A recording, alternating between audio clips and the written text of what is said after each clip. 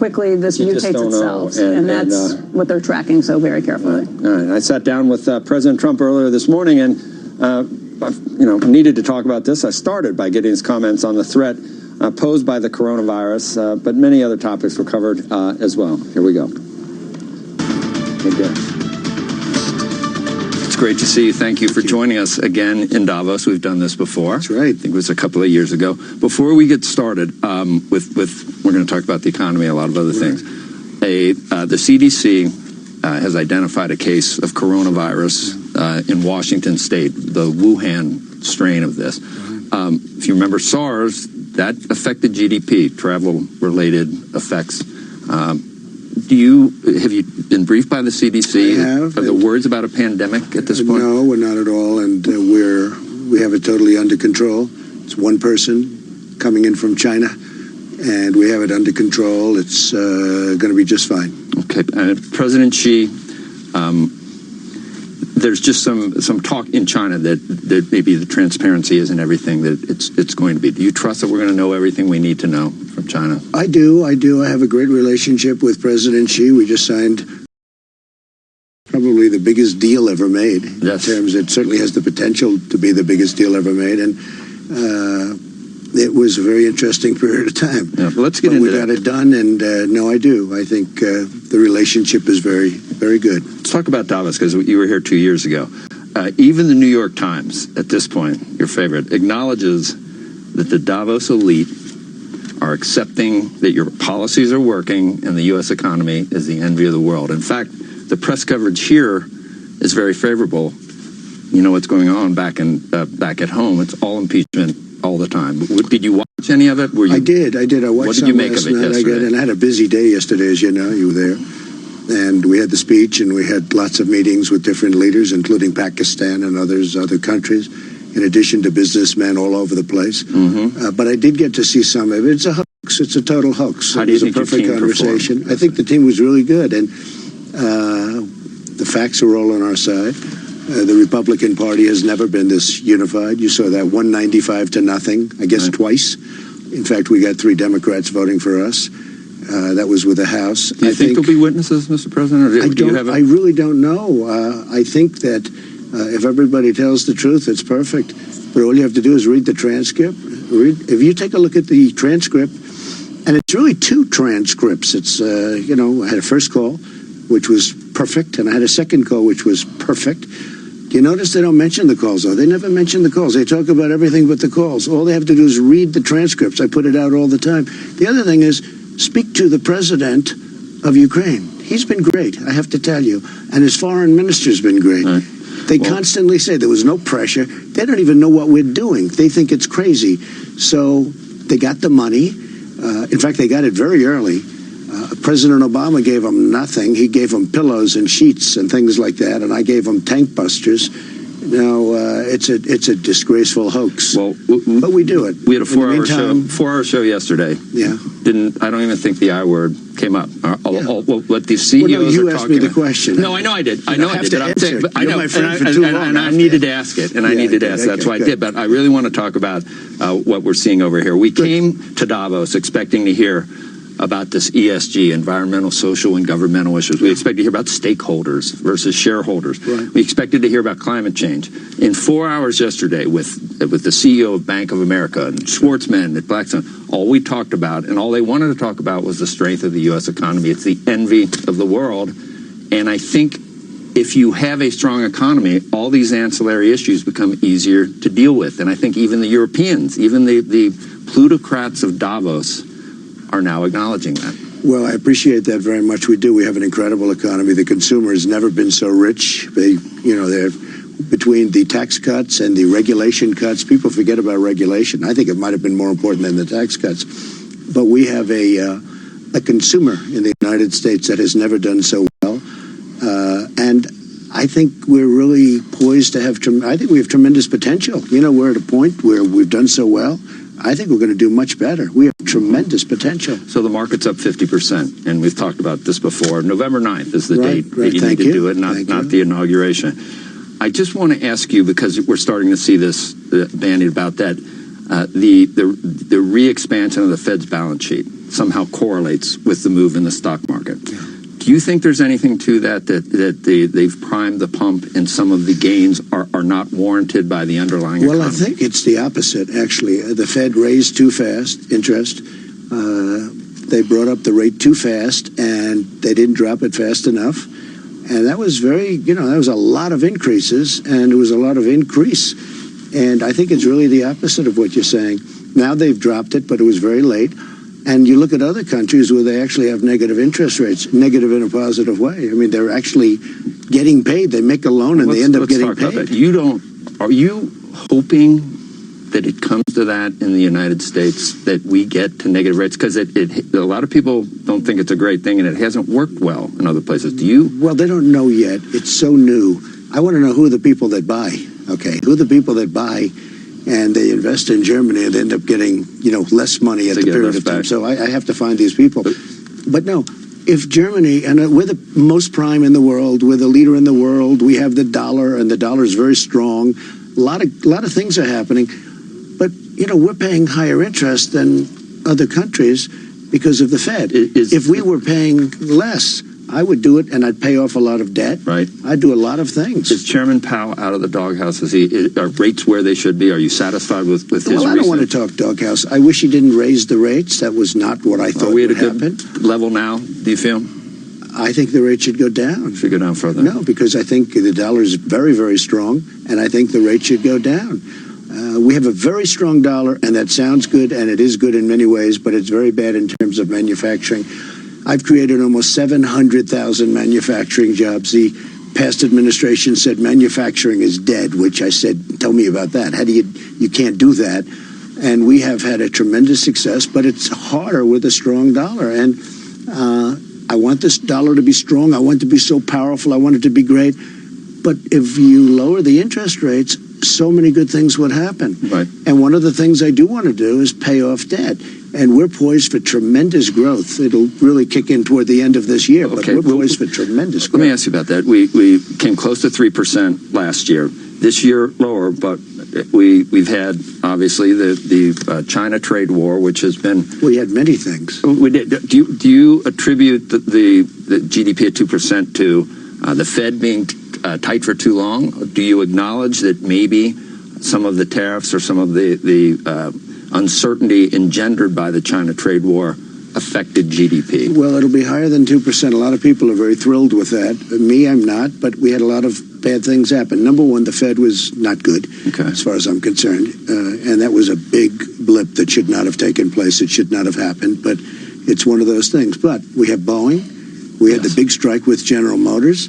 We had things happen that are very unusual to happen, including some unbelievably powerful storms. We were hit with storms. Now, with all of that, had we not done the big raise on interest, I think we would have been close to 4, and I could see 5,000 to 10,000 points more on the Dow. But that was a killer when they raised the rate. It was just a big mistake, and they admit to it. They admit to it. I was right. I don't want to be right, but I was right. There are some that say that the uncertainty for CEOs in dealing with China and making plans for the future may have hurt capital spending. Do you expect it to come back now that we've had a phase 1 agreement? And let's talk about phase 2 if we get a chance. Okay, I think the biggest thing about getting the deal with China, number one, it's a great deal for us. It's an important deal for China because they were, their supply chains were breaking. It was, it's been tough for them. The best thing that happened is we have two countries that like each other again because it was getting pretty nasty. And, they have taken advantage of our country for 30 years, and I was not going to let it happen. And we've taken in billions and billions of dollars. The tariffs are still on, so I still have that negotiating chip. I have 25% tariffs on, and that's a great negotiating chip. And, yes, we're starting phase 2 very soon. But the relationship that we have now with China is probably better than it's ever been. The relationship I have with President Xi, President for life, okay? It's not bad. But the relationship I have with President Xi is I think extraordinary, considering he's for China, I'm for us. Right. But the deal is a phenomenal deal. We will take in $250 billion. They're going to be buying $250 billion, and it could go a lot higher than that. And real IP progress made with the IP theft and enforcement and watching and the tariffs stay on. I know I was watching you, and you were really surprised that so many of these other things, the intellectual property, so many of these other things were, I read the same were part of the deal. I heard this was just going to be Farms. ag buys. Yeah. And this is manufacturing. This is technology. This phase one is a massive deal. And in the end, it's probably $250 billion, but it could go much higher than that. And just that alone, not even talking about the USMCA, which now we just got passed. In fact, when I go back, I'll be signing it. It's all passed. And we had, I believe, 89 votes in the Senate, which is tremendous. Is the UK next with Boris Johnson? Yeah, Boris and I are friends, and he wants to make a deal, and that's okay with me. So that I think could start. They want it. They need it. That could start soon? Oh, yeah, we're starting. We've already started negotiating. And frankly, we're starting with Europe, too. Europe is, to be honest with you, Europe has been very, very tough to deal with. They've taken advantage of our country, the European Union, for many, many years. And I told them we can't do it anymore. I met with them yesterday. I wanted to wait till they finished China, to be honest with you. I always like to be very transparent. I wanted to wait till I finished China. I didn't want to go with China and Europe at the same time. Now China's done, and I met with the new head of the European Commission, who's terrific. And we had a great talk, but I said, look, if we don't get something, I'm going to have to take action, and the action will be a very high tariffs on their cars and other things that come into our country. Now, saying that, I don't want your audience to get nervous. They're going to make a deal because they have to. They have to. They have no choice. But we've had a tremendous deficit for many, many years, over $150 billion with Europe. And they are, frankly, Jean-Claude was a friend of mine, but he was impossible to deal with. And I think it's going to be a lot better for Boris now, too. You couldn't make a deal. It was very hard to make a deal. Now, I never played my cards because I didn't want to do that again while I was doing China. I wanted to do China first. I wanted to do Mexico and Canada first. But now they're all done, and now what we do is we are going to do Europe. And I had a very good conversation. And I would be very surprised if I had to implement the tariffs. We had one of your guys, the NEC director, Lawrence Kudlow, on yesterday. We asked him about deficits, and we asked him, we acknowledge that you wanted to rebuild the defense industry, and you had to agree to certain things with the Democrats. In the second term, will you look at... Big focus. Will you look at, do you need to raise taxes, or do you need to cut spending? We're going to actually probably lower taxes, if you want to know the truth. You know, if you take a look at what we've done, we've cut taxes in half. And we've taken in more revenue substantially than we did when the taxes were high. Nobody can even believe it, but we take in more revenue with the big tax cut. I mean, you were paying really 41%, and we brought it down to 21%, and it's sort of lower than that. That will be a priority. Oh, absolutely. For cutting taxes. And one of the reasons I'd like to see the interest rates lowered, frankly, is because I'd like to refinance the debt and pay off the debt. And we're going to have tremendous growth. Joe, when you have all of these trade deals that I've made, don't forget I made a $40 billion deal with Japan. I made a massive deal with South Korea. Nobody even knows what the number is, but, you know, it's a horrible deal. Now it's a great deal. And then you add Mexico, you add China, you add Canada, you add all of these other countries. And we have about 10 countries that we're dealing with. These deals were horrible. In many cases, we didn't even have a deal. They just came in here and took advantage of our country. So we have massive potential, massive growth. And you'll see that toward the middle to the end of next year. I'm going to go through like 10 things. Because if there is a second term, do you have a preference for an opponent? I came up with the 3 Bs, Biden, Bernie, and Bloomberg. All very different. Yeah, Vinnie Mike is spending a lot of money. It's got no chance. But he's got a tremendous... he used to be a friend of mine until I ran for politics. And then... he went a little off. You should see some of the nice things he said about me before I ran, or like the nicest. But he had a deal with Hillary Clinton that he was going to become Secretary of State. It was very simple. People know that. And it wasn't going to happen. It was going to go to Terry McAuliffe. I mean, so they were playing with Michael. And it's too bad, but he's spending a fortune. He's making a lot of broadcasters wealthy, and he's getting nowhere. His ratings are terrible. You look at his numbers. I don't know if Joe's going to limp across the line, but I watch him. I watch him speaking. He can't put together a sentence, but it could be him, and it could be Crazy Bernie. I don't know who it's going to be. Whoever it is, I'm ready. I just want to ask you some rapid-fire questions, just to get your comments. So Boeing, yesterday the news, and it hit the Dow yesterday, and the news is the summer, perhaps, before... We see very disappointing company. This is one of the great companies of the world, let's say, as of a year ago, and then all of a sudden things happened. I am so disappointed about it. Had a tremendous impact. You know, when you talk about growth, it's so big that some people say it's more than a half a point of GDP.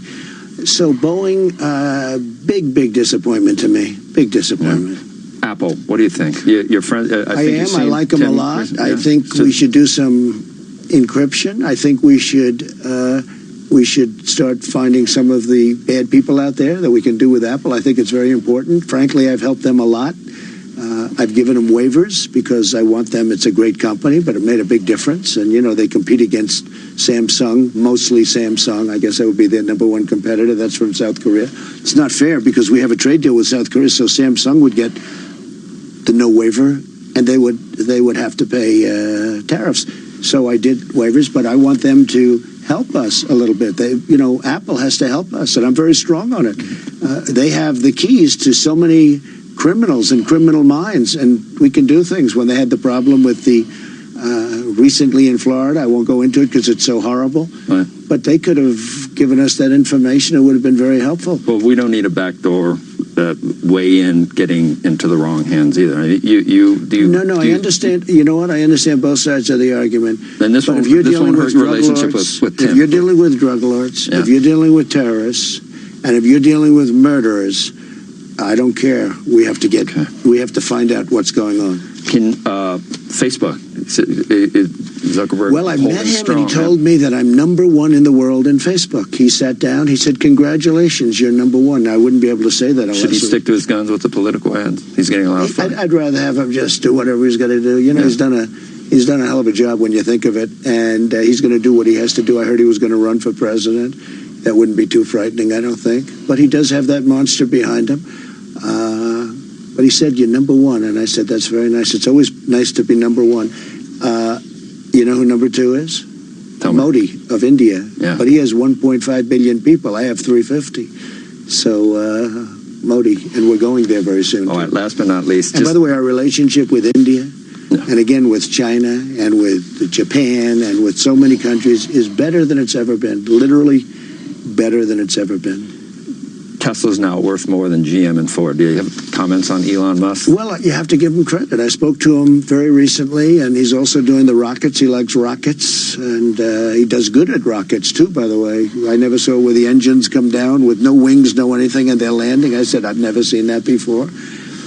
And I was worried about him because he's one of our great geniuses, and we have to protect our genius. You know, we have to protect Thomas Edison, and we have to protect all of these people that came up with originally the light bulb and the wheel and all of these things. And he's one of our very smart people, and we want to cherish those people. That's very important. But he's done a very good job. Shocking how well, how it's come so fast. I mean, you go back a year, and they were talking about the end of the company, and now all of a sudden they're talking about these great things. He's going to be building a very big plant in the United States. He has to, because we help him, so he has to help us. Do I dare? One last question. Go ahead. Entitlements ever be on your plate? At some point they will be. We have tremendous growth. We're going to have tremendous growth. This next year, it'll be toward the end of the year. The growth is going to be incredible. And at the right time, we will take a look at that. That's actually the easiest of all things, if you look, because it's such a big percentage. You're willing to do some of the things that you said you wouldn't do in the past, though, in terms of Medicare? We're going to look. We also have assets that we never had. I mean, we never had growth like this. We never had a consumer that was taken in through different means over $10,000 a family. We never had the kind of things that we have. Look, our country is the hottest in the world. We have the hottest economy in the world. We have the best unemployment numbers we've ever had. African American, Asian American, Hispanics are doing so incredibly, best they've ever done. Black, best they've ever done. African American, the numbers are incredible. The poverty numbers, the unemployment and the employment. There is a difference actually, but the unemployment and employment numbers for African Americans are the best we've ever had.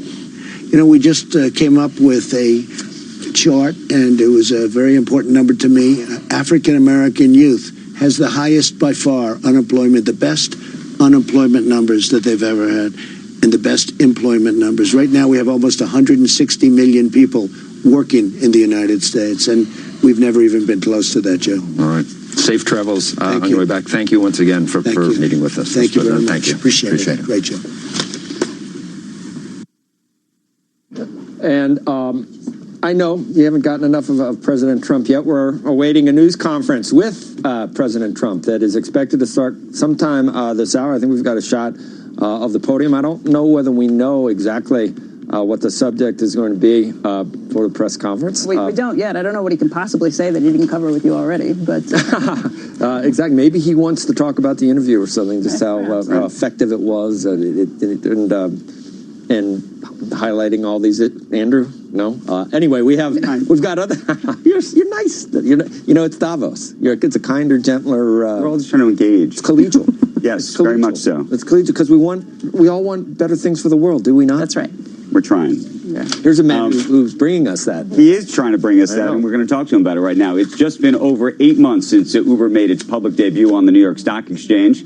Since then, though, shares of Uber are down 15%. Joining us right now to talk about the big challenges facing the company is its CEO, Derek Khosrowshahi. So it's good to see you, sir. Thank you. Good to be here. Want to talk about the prospects for the company and where things are. I know you just did a deal selling off the Eats business effectively in India. Mm-hmm. We'll talk about that in a second. But this is the first time we've had a chance to talk to you since Travis Kalanick stepped off the board and also sold all of his shares. Take us inside that. Well, I think you'd have to talk to Travis. It was an intensely personal decision of his. He was one of the founders, is one of the founders of the company. And he made a personal decision that I respect, that the board respected, and his stepping off the board was of his own accord. And did you know this was coming? Did you guys talk about it? You know, we talked some about it, but I'm focused on running the business. And shareholders are going to buy, they're going to sell. I can't really control that. But how much of it was a strategic misalignment between his vision and your vision? Would you say? You'd have to ask him that. Travis. You must have had lots of conversations about this with him. Travis has been consistently supportive as a board member, and his investment decisions are his own. But how much then did you worry when he said to you, "I'm going to not only"? You said it's his own decision and he's supportive, but he can't be that supportive if he's saying, "I want to get off the board and I want to sell my shares." We didn't have that specific conversation. He sold his shares, and we had a discussion about the board, and he brought it up, and I agreed. So you found out about him selling the shares the same time we did? He set up a plan, and he went forward with his plan, yeah. We'll move on, though I would love to hear more about this if you indulge us. There's nothing more to hear.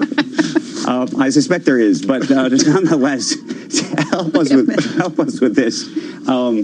You decided to sell this business, the Eats business in India, and you've been getting out of other businesses where you've been losing money. What does that mean to the larger growth orientation of the company? Because there's two things going on here. There's sort of this large vision. Again, it's sort of a Travis vision of big growth over time that the market really wasn't up for, or doesn't seem to be up for today, but might have been up for in the future. And so talk about a little bit of that balance and what you're trying to do. Well, the vision for growth is absolutely there, but it's growth that makes sense. And we've been sellers in some spots, and we've been buyers in some as well. And the point is, consolidation has got to happen. There's been too much capital chasing too many companies, which makes sense when you're growth mode. But at some point, that growth has to consolidate so that you've got growth and you've got consolidation and you've got 2 or 3 players in a market instead of 4 or 5 players. So in India, for example, on the Eats business, we decided we know the other players. Zomato is a great company, terrific management. We said, you know what, as opposed to making 2 bets alone and kind of competing against each other, we'll take a stake in Zomato.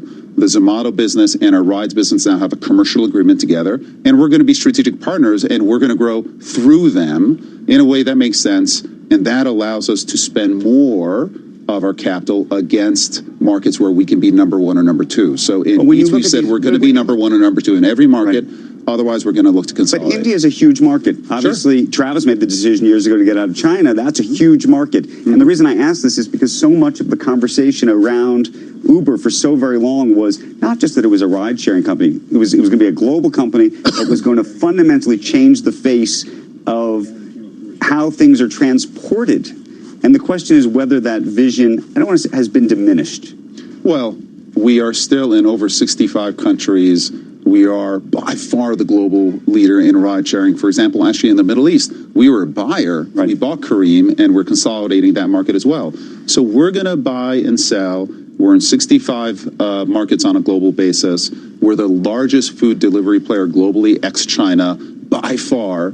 Our food delivery business continues to grow well over 50%, but you want to have profitability along with growth, and we're going to achieve both. Dara, how much of that is just an acknowledgement of what investors are looking for? We had a conversation with a venture capitalist here yesterday who just said, look, the investor has changed their mind about what it is they want. It's no longer growth at all costs. It's you got to show me profit. Yeah, listen, every single market consolidates and matures at some time, right? And this is how markets mature. And actually, the great part that we're in, we're public now. We're the biggest player now. We are the largest player in most of the markets that we compete with. So this consolidation and investors expecting profitability sooner rather than later, we are structurally set up more efficiently and more optimally than anyone else to move to profitability. So actually, this environment is perfect for us. Because you can only be in markets where there's only a few competitors and where you're number one or number two, because you can't have competitors beating each other up by undercutting each other with prices the entire time. Yeah, listen, if you want to be a number 3 or number 4 player and lose money forever, be my guest. That's not our plan. Right. We want to be number 1 or number 2. Certainly in rides now, we're number 1 everywhere we compete in. We've got the best brand. We've got the global network effect. Travelers all use Uber. We've got high-end service. We've got base service. We've got pool, et cetera. So with the rides business, we're very much set.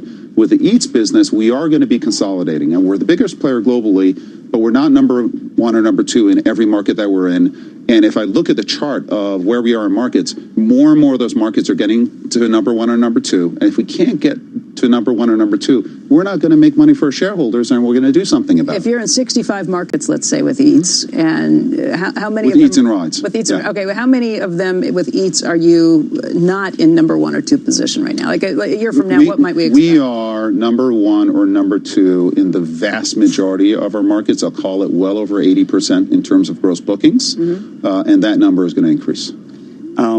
In terms of acquisitions, especially in this Eats space, for example, in the United States, there's been lots of speculation about what happens to Postmates and what happens. There's a whole number of them out there. Should we expect a headline from you in the next couple months on this? We're always looking at acquisitions in the U.S., abroad, et cetera. I can't predict timing or whether something's going to happen. You know, the stars have to align. The values have to be there. The will has to be there. The management teams have to have a common vision. So my honest answer is, I don't know. We're always going to be opportunistic. What do you think of the fact that Lyft, which is considered a pure play, seems to be getting a slightly higher premium or multiple, if you will, for that business right now?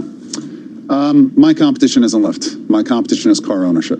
And frankly, I'm rooting for Lyft to have a really high multiple because I think that the category itself deserves to have a very high multiple. There's a category that's growing at very healthy rates. Both Lyft and ourselves are proving that we're going to increase margins. And I think both of us have a very, very good view as to what a profitable business looks like. But Lyft is the one you're competing against when it comes to pricing. And if you are number 1 or 2 in a market, is that enough? If there are 2 of you in any market, do you think that you will no longer be beating each other up over price and it will be happening at a profitable level for every ride that you give? Listen, on a market basis, we compete against Lyft on the ground. From a stock market basis, I'm kind of rooting for them. Right. Let's just talk about from a business standpoint, we compete aggressively against each other. That said, I think that both companies are moving to a mode of rational competition. They're going to do what they're going to do. We're going to do what we're going to do. But both of us understand that our investor base and public markets demand profitability. We're getting there through structural changes, making sure that operating costs are moving in the right direction, taking out payment costs, messaging costs, et cetera, and pulling back on some marketing spend and incentive spend that doesn't have great lifetime returns. They're running their own play. And I think the future is bright for both companies. Let me ask you a question. One of the big issues in Davos is this sort of multi-stakeholder approach, right? And so you care about your shareholders, but also employees and drivers. Right. Huge debate, though, obviously, within the Uber and just the whole ride-sharing world about whether the people driving these vehicles should be considered employees, whether they should be getting paid effectively more, whether they should get benefits, all of these things that become part of the conversation. Yeah. You've effectively fought back against that, especially in California, where the regulator's trying to do that. When you hear all of these investors, even Larry Fink and others saying, you need to figure out a way to treat the employees better effectively, and I'm not just speaking about Uber, but more broadly, what is it? How does that change your view about how to operate the company at all? I think we have always had the philosophy that our drivers are incredibly important stakeholders in the business. We wouldn't be here without them. And we absolutely believe that drivers do deserve protections, minimum earnings, health care, discrimination protection, etc. The answer isn't employment, full-time employment. Hold on one moment. We've got to press pause. The president has begun speaking. And Davos has treated us really beautifully. It's been a tremendous success. Everyone's talking about America's unprecedented economic success. It's really the talk of the town, so to speak. Since my election, America has gained over 7 million new jobs. The unemployment rate is now the lowest in over half a century. The average unemployment rate for my administration is the lowest of any U.S. president in recorded history, which is very nice. We have some good ones. We have some bad ones, too, by the way. Unemployment rates among African American, Hispanic American, Asian Americans has reached a record low in the history of our country, the lowest. African American youth unemployment has reached the lowest in the history of our country. So proud of that. African American poverty numbers have plummeted to their lowest rate ever recorded. Doing really well. Unemployment rate for women has reached the lowest level in almost 70 years. And the veterans' unemployment rate dropped to a record low. Unemployment rate for disabled Americans has reached its all-time record low also. These are incredible numbers, Rob. Workers without a high school diploma have received and achieved the lowest unemployment rate ever in recorded history. And that's so important. Without a high school diploma, we have a lot of great people that don't have a high school diploma, so we have record low unemployment. A record number of young Americans are now employed.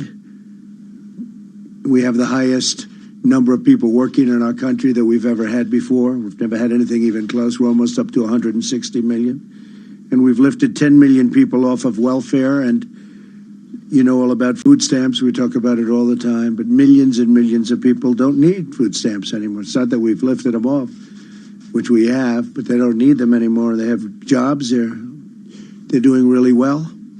The U.S. stock markets have soared, and they've reached the highest point that they've ever had. We've made at least $19 trillion in terms of wealth creation for our country beyond the stock markets. And we are now by far the biggest economy in the world. China would have caught us. They were getting very close. It was anticipated that in 2019, this is for many years, I'm not telling any secrets, that by 2019, China would become the largest economy in the world, and right now we're much larger. But we have a great new deal with China, great deal. We have, I would say, our best relationship that we've ever had with China on top of everything else. And we're starting phase 2. Phase 1 turned out to be much bigger than we anticipated because we have intellectual property protections. We have many of the financial deals and aspects of the financial deals that we wanted, we got done, and other things. In addition to the farmers, we've got the total complete package for the farmers. And we think we estimate that'll be anywhere between $40 and $50 billion. The number, I think, is going to be closer to 50 billion. The most they've ever done is 16. So we go from 16 to anywhere from 40 to 50 billion that they'll be purchasing. We're an economic powerhouse like actually we've never been. Jobs, factories, companies are pouring back into the United States. That's one of the reasons I've been in Davos is we have had conversations with other leaders of other countries where we've traditionally had tremendous deficits. I say you have to move factories and plants back here. They took a lot of them. They actually took a lot of them, and now they're going to move them back.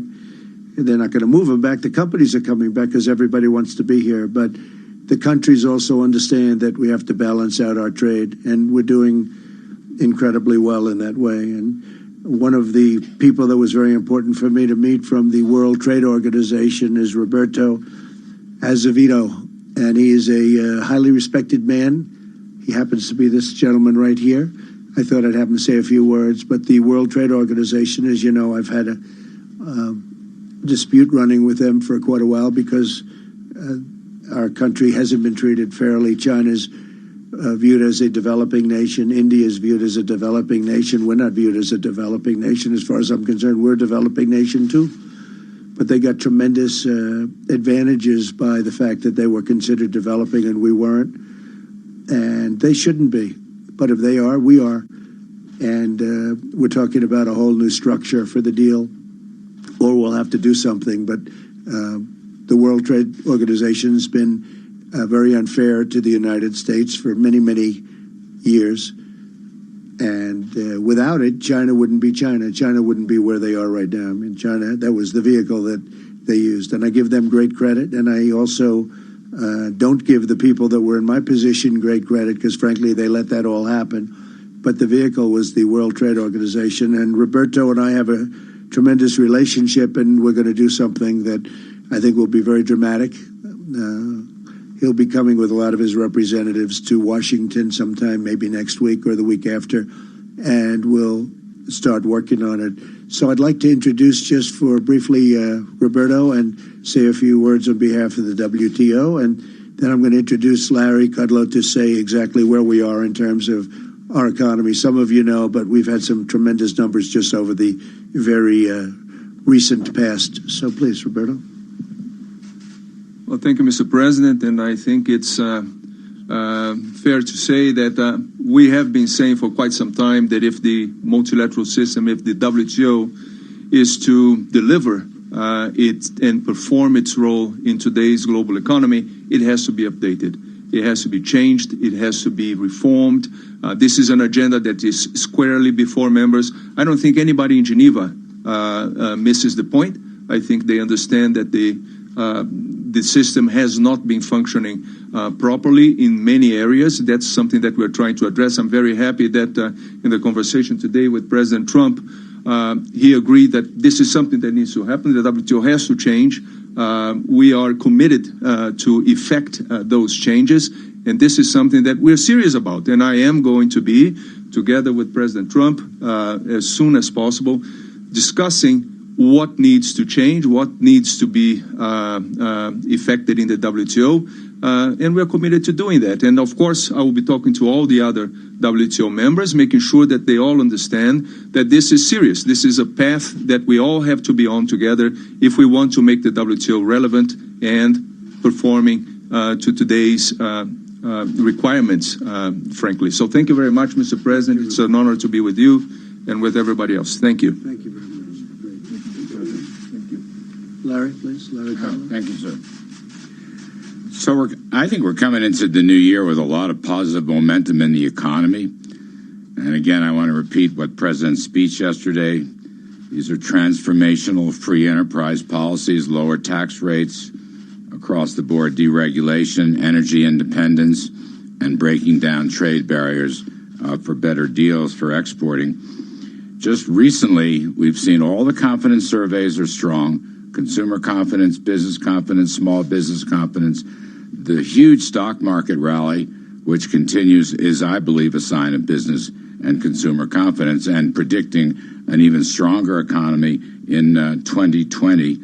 Also, lately, housing markets are very strong. We've seen some huge numbers in new housing starts and existing and new home sales. That's a great omen. It's a leading indicator.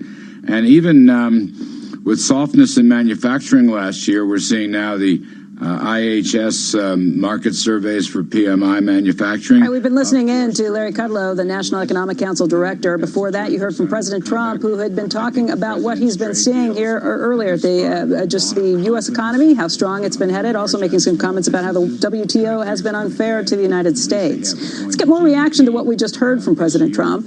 Joining us right now for more on that is Ian Bremmer. He is Eurasia Group founder and president. And Ian, it's good to see you. Thanks for being here. Good to be back with you guys. Sure.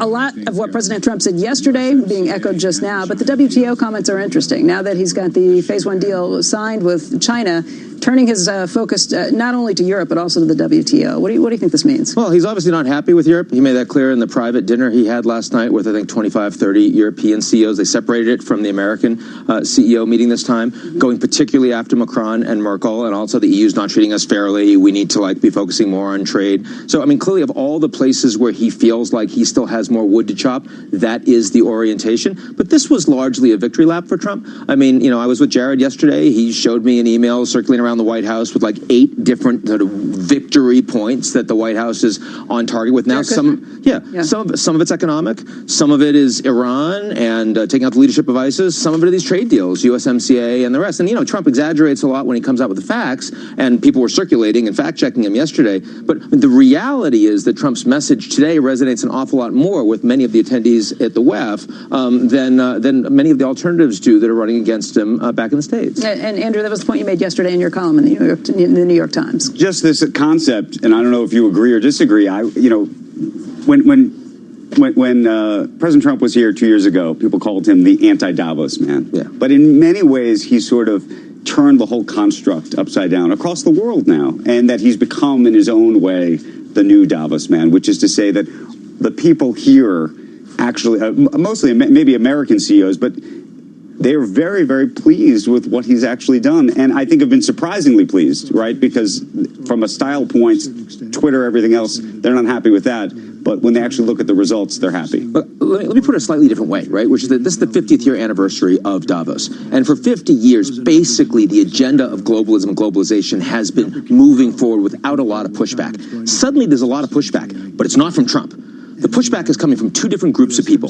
It's coming from Greta, it's coming from a lot of people that think that democracies are illegitimized and broken, and it's coming from the Chinese, who are building alternatives with Belt and Road and different technologies and the rest. If you're Trump, you may not like his character, but absolutely his agenda is a hell of a lot closer to the other delegates here at Davos than the agendas of the other 2 groups we just talked about. So in that regard, I mean, are they going to want to hang out with them or have their kids grow up to be with him? No. But are they going to be happier if he becomes president for a second term than if they were to see Warren or Sanders? And actually, most of the delegates I've talked to have told me yes, and they think he's going to win. And I've got to tell you, when he first became president, there was a lot more fear and suspicion. Right. That's really changed in this group. Very different from political Twitter. 100%. 100%. You could view that cynically because they come over with a lot of high-minded ideas, but power and money is what it's all about for most of these people over here anyway. Plutocrats, obviously. They fly their private jets over here to talk about income inequality and climate change. And, so they see Trump. He was a rock star 2 years ago.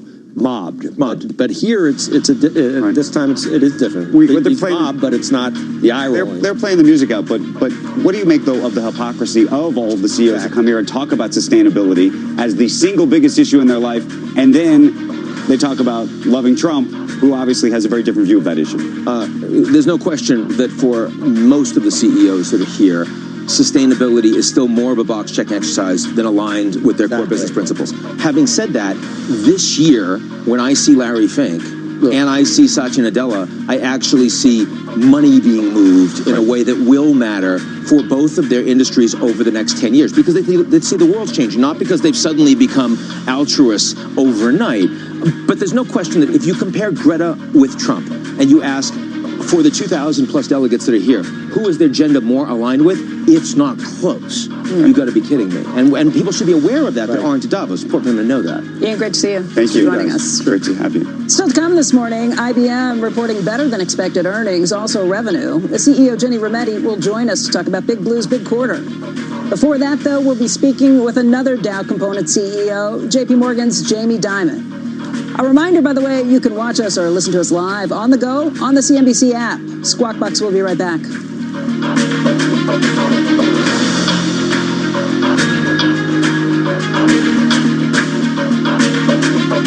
Racing is... Do you remember? Here at Tesco, we're celebrating over 100 years of great value with even more great prices that take you back. Like a 6-pack of Mr. Kipling Angel Slices, now half price, from £1.80 to just 90p. All this week at Tesco.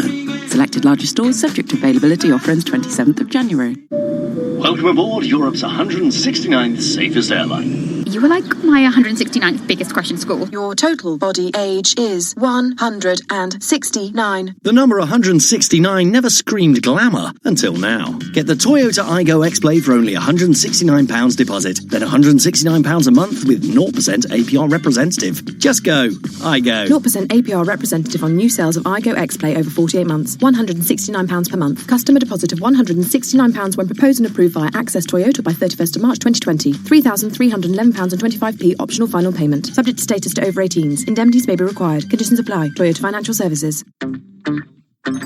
Smart Sports Wagering Talk is now on TuneIn. This is Brett Musburger.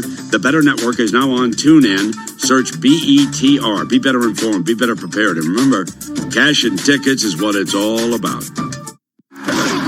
Hey, NFL fan, can't watch the game? Can't be there? No biggie. With your TuneIn Premium membership, you already have an all-access pass to every team and every game in the league. Amazing, right? Steps up, floats it towards, at the goal line, it's intercepted! Listen live as the action unfolds or on demand when you can. Anytime, anywhere, all season long. Right side, it is caught, it is in for the right side for the touchdown. Search NFL today. Want to hear about the latest and greatest things to listen to on TuneIn? For reminders of the biggest live sports games, debates, and breaking news stories, follow @TuneIn on Facebook, Twitter, and Instagram to stay connected with the audio that matters to you. Along the goal line, scores! It takes it home! Hockey fans, the 2019-20 NHL season is here. Here's Pietrangelo, he scores!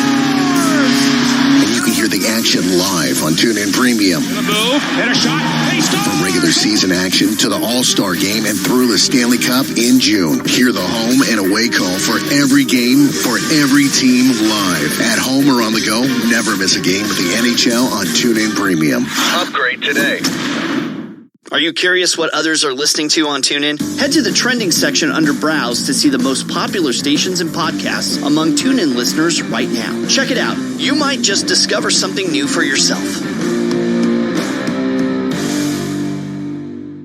Ah, finally another commercial, said no one ever. Visit TuneIn.com/premium to upgrade now and get over 45 commercial-free music stations.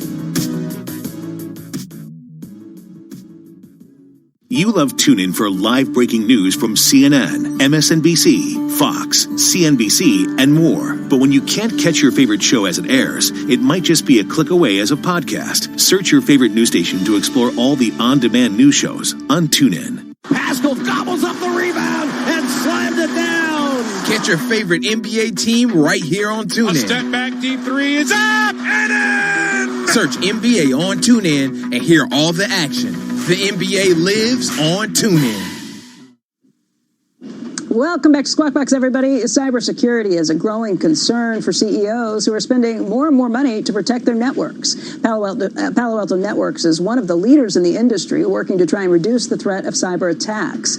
And the CEO of Palo Alto Networks, Nikesh Arora, joins us right now to talk about what he's seeing in the business. Nikesh, it's great to see you today. Thank you very much for having me. Obviously, it's a pretty good time to be in the business of protecting networks as we hear about more and more threats coming after things. I think lately it's been Iran that's been in the headlines as a potential problem for this. But what do you see just in terms of cybersecurity threats right now and what that means to CEOs when they are serious about protecting their businesses? Well, the fun part is that, as we see, everybody is doing this digitization thing. Every company wants to get their consumers connected directly to them.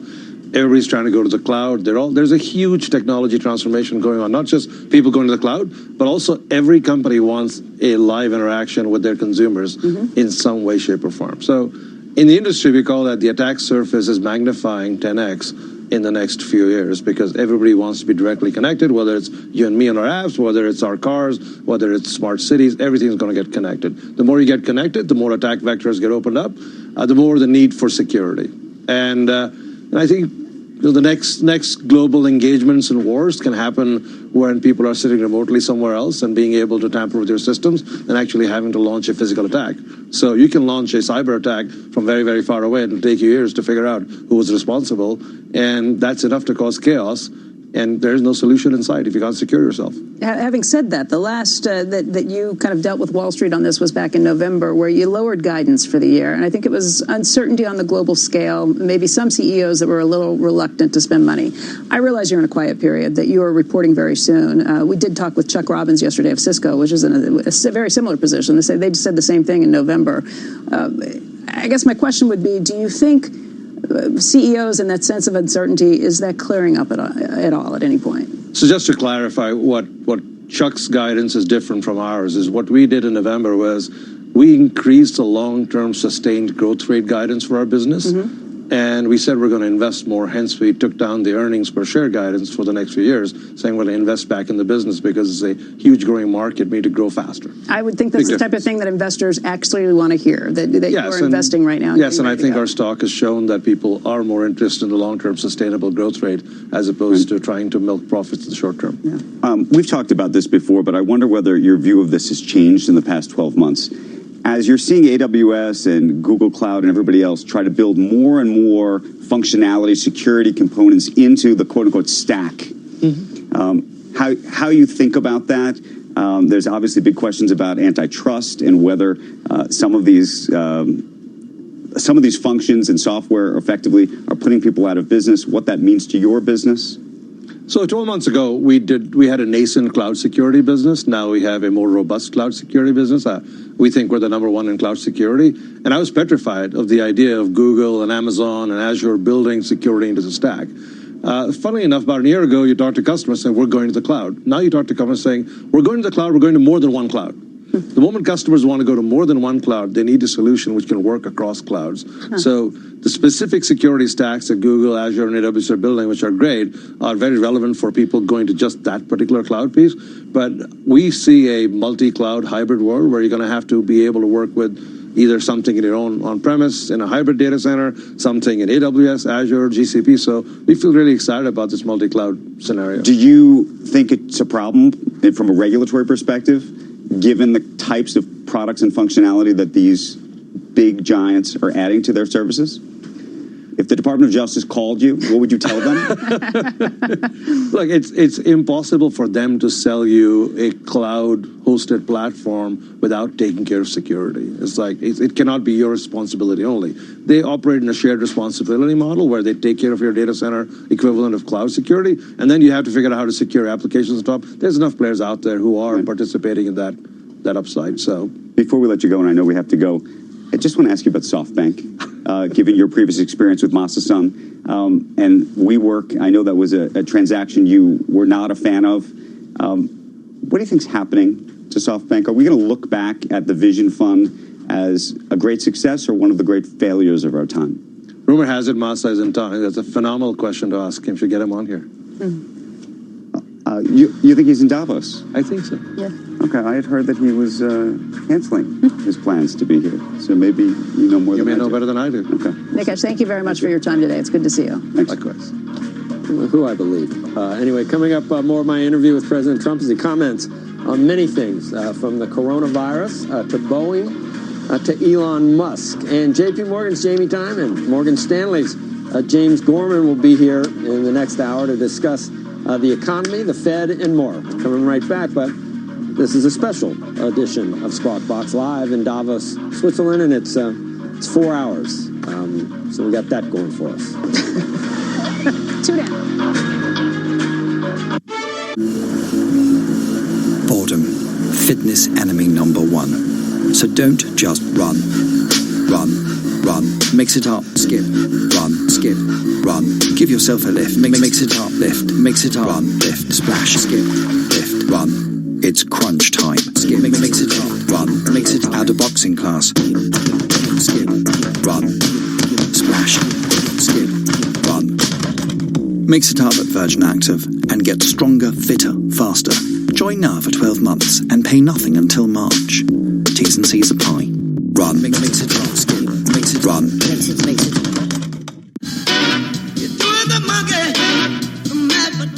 Dad, I'm doing the mashed potatoes too. Do the Albert Bartlett potato mash. Do the twist. Do the patatas bravas with a British twist. Yeah. Do the brown sauce, balsamic and chutney. Oh, do the melted potato slices. Do the dishes. Grab a brand new recyclable bag today and do the Albert Bartlett. He's got a brand new bag. Whatever job you're searching for, you can find it on LinkedIn. First jobs, flexible jobs, keep me out the cold jobs, advertising jobs, accounting jobs, HR, PR, even ER jobs, East London jobs, West London jobs, extra hour in bed jobs, startup jobs, late start jobs, get home in the daylight jobs, banking jobs, building jobs, flexible working on a Friday jobs, or even voiceover jobs, which is how I ended up recording this ad. Search millions of jobs on LinkedIn and find one meant for you. Keys. Check. Phone. Check. 70s playlist downloaded? Check. Nice. There's one more thing you should check before you leave. Your travel. There's a new cycleway under construction between Kensington Olympia and Brentford Town Centre, so expect delays due to lane closures at the junction of Kew Bridge Road and Chiswick High Road. Plan ahead at tfl.gov.uk. To the Mayor of London and TfL, every journey matters. At Ring, we've reinvented the doorbell. So no matter where you are, or what time of day, you can watch over your home and the things you care about. Ring Video Doorbell streams HD video and two-way talk straight to your phone, so you can speak to whoever's at your door from anywhere. Delivery. Oh, great. Could you leave it with my neighbour, please? Sure, no problem. And it's so simple, you can install it yourself in minutes. See, hear and speak to whoever's at your door from wherever you are with Ring Video Doorbell. Available at ring.com and selected retailers. On a TUI tour, our English-speaking local guides will take you off the tourist trail. They won't just help you find the perfect souvenir, they'll show you how to make it. Choose from over 70 unforgettable tours worldwide. From tranquil temples in India to sunrise safaris in South Africa. On a TUI tour, we cross the T's, dot the I's, and put you in the middle. Book now and enjoy up to £200 off per booking. Booking T's and C's and minimum spend applies. Selected holidays only. At all protected. The heads of some of the world's biggest companies are here in Davos talking business. The vision for growth is absolutely there, but it's growth that makes sense. This hour, the CEOs of JP Morgan and Morgan Stanley talk about economic growth, the Fed, and what they see as the biggest risks to business. This is a special edition of Squawk Box in Davos.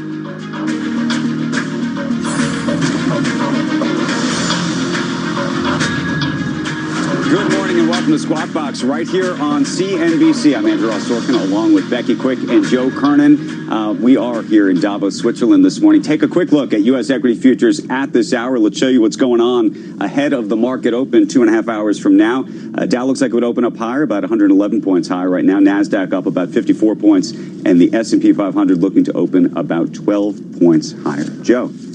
President Trump holding a news conference here in Davos. Here's what he had to say about the stock market's rise during his presidency. The U.S. stock markets have soared, and they've reached the highest point that they've ever had. We've made at least $19 trillion in terms of wealth creation for our country beyond the stock markets. And we are now by far the biggest economy in the world.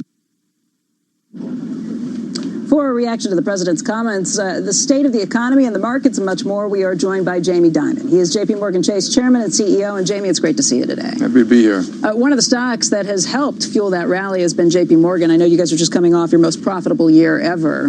You talked an awful lot about the strength of the consumer, what you're seeing in the United States. What's happening in the beginning part of 2020 after such a successful 2019? Welcome, everybody. Welcome, viewers. So, the economy is doing fine. You know, if you look at, and 2020 just began, but the consumer, people remember, is strong. 70% of the GDP is the consumer. Their balance sheet's in great shape. Housing's in short supply. Their confidence is way up. Their wages are up. The jobs are up. Millions have come back to work. There are probably millions more who are still going to come back to work. Things are working. On the corporate side, you did have a reduction in confidence and CapEx, mostly, in my view, related to trade. But that may have leveled off at this point because now you have some positive trade news with USMCA and the China trade deal. Yeah, Joe actually asked the president about that this morning when he sat down with him. Just, do you expect to see a return of CapEx? It sounds like you do. Expect to see a rise in capital expenditures this year. I think it's very possible. Remember, a lot of companies, they do CapEx when they need to. Right. Receivables go up, inventory goes up. They build that plan when there's demand for their product. So you've already seen more CapEx on the consumer side. You may very well see it more on the manufacturing side. And global growth is 3.3%. It's not terrible. Yeah, you can see it. You can see continued growth.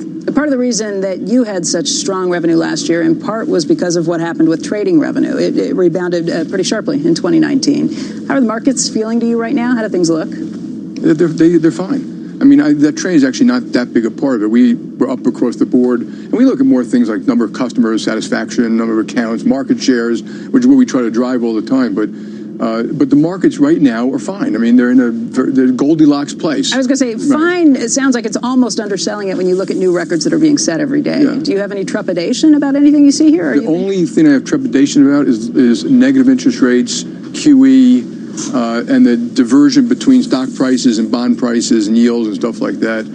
It's kind of one of the great experiments of all time, and we still don't know what the ultimate outcome is. Are you in favor, though, of the way Powell has approached this? Yeah.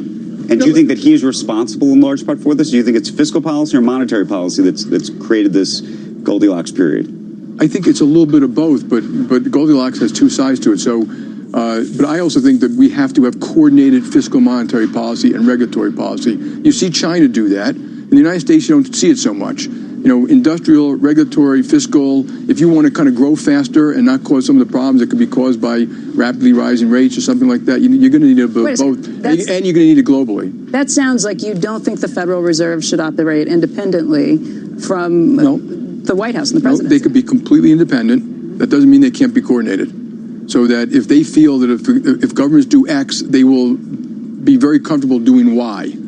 Okay, that's not lack of independence. That's you both independently said that's a good course for the country. Let's go do it. But who's supposed to? But if you go to China, they do it all the time. No, obviously, but China also tells its companies what to do. Yeah, they can manage their economy much better, and we failed. We failed to do that. We need to have more coordinated policy. Who kind of runs the ship in that situation, though? Is Congress supposed to listen to the Fed as in terms of what to do? The Fed's supposed to listen to Congress. How does the White House play into all of that? Because it sounds like you're right. I can absolutely see how we could better manage our economy doing that, but it does sound a little counter to how we've operated to this point. I'm not sure it's true. I think if you read history books about the Fed and the government, usually through the administration, they've sat down and had coordinated policy to accomplish the goals of the country. They did it to get out of the Great Depression. They did it to get out of World War II. They did it to multiple times. Those were in times of crisis. But also, even arguably after the crisis, even in 2008, they didn't do it. I mean, yes, they had a stimulus plan, but clearly it was, I think, in retrospect, people don't think it was big enough. There were lots of things that Ben Bernanke was screaming and hollering and saying, please change. You were screaming. Yeah. Everyone was saying, and Bernanke would say that he lowered interest rates in large part because he couldn't get Congress to move. Okay. I think it's very hard for central banks to forever make up for bad policy elsewhere. And that puts them in a trap. And we're a little bit in that trap today with rates that's so low around the world. You think that's a bigger problem in the United States, or you think because of Europe, much bigger places where it's a negative interest rates, that's where they've kind of gotten themselves into that, right? Yes.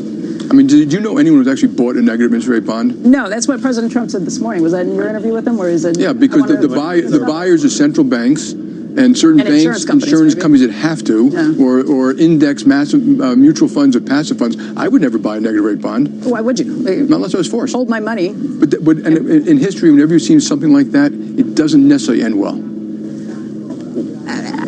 I know we've been talking about this for a long time. What do you think the potential end looks like? When do you think it comes? Is there any way of knowing any of these things? Or are there any signs to say we're getting closer to a point where this actually does play out? I don't know. What would you watch for? The biggest surprise would be inflation, if you have any kind of inflation in the United States. And that right now, people think central banks around the world can do whatever they want. They can't. Right. They will have to be reactors as opposed to just actors if you see adverse consequences going a certain way. So, and they're intelligent, looking at all the facts, trying to figure out what to do. But that would be the big negative surprise. Do you see bubbles? Only in sovereign debt. Sovereign debt's where you see the bubble. Yep. You don't see the bubble. I mean, even we were talking about.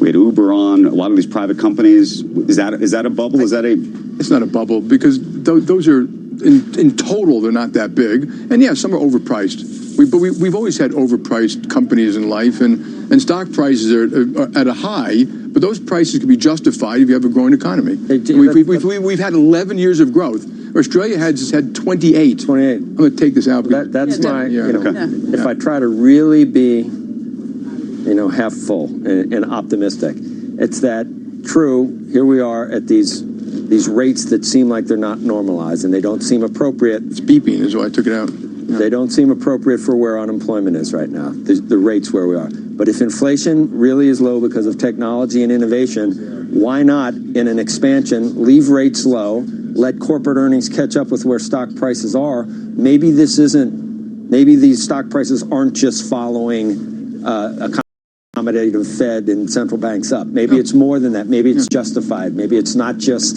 cheap money. The other reason I think rates are low is because growth has been so slow. I pointed to you all before, over the last 11 years, we had like 23% growth. It should have been 40 plus. Okay, had you 40, which would have been normal. And people act like it's just because, well, it's just so slow. No, it wasn't. It was our own bad infrastructure policy, work skills policy, litigation, regulation, taxation, some of which got fixed. I can go on and on, but what we did to ourselves is slow down growth.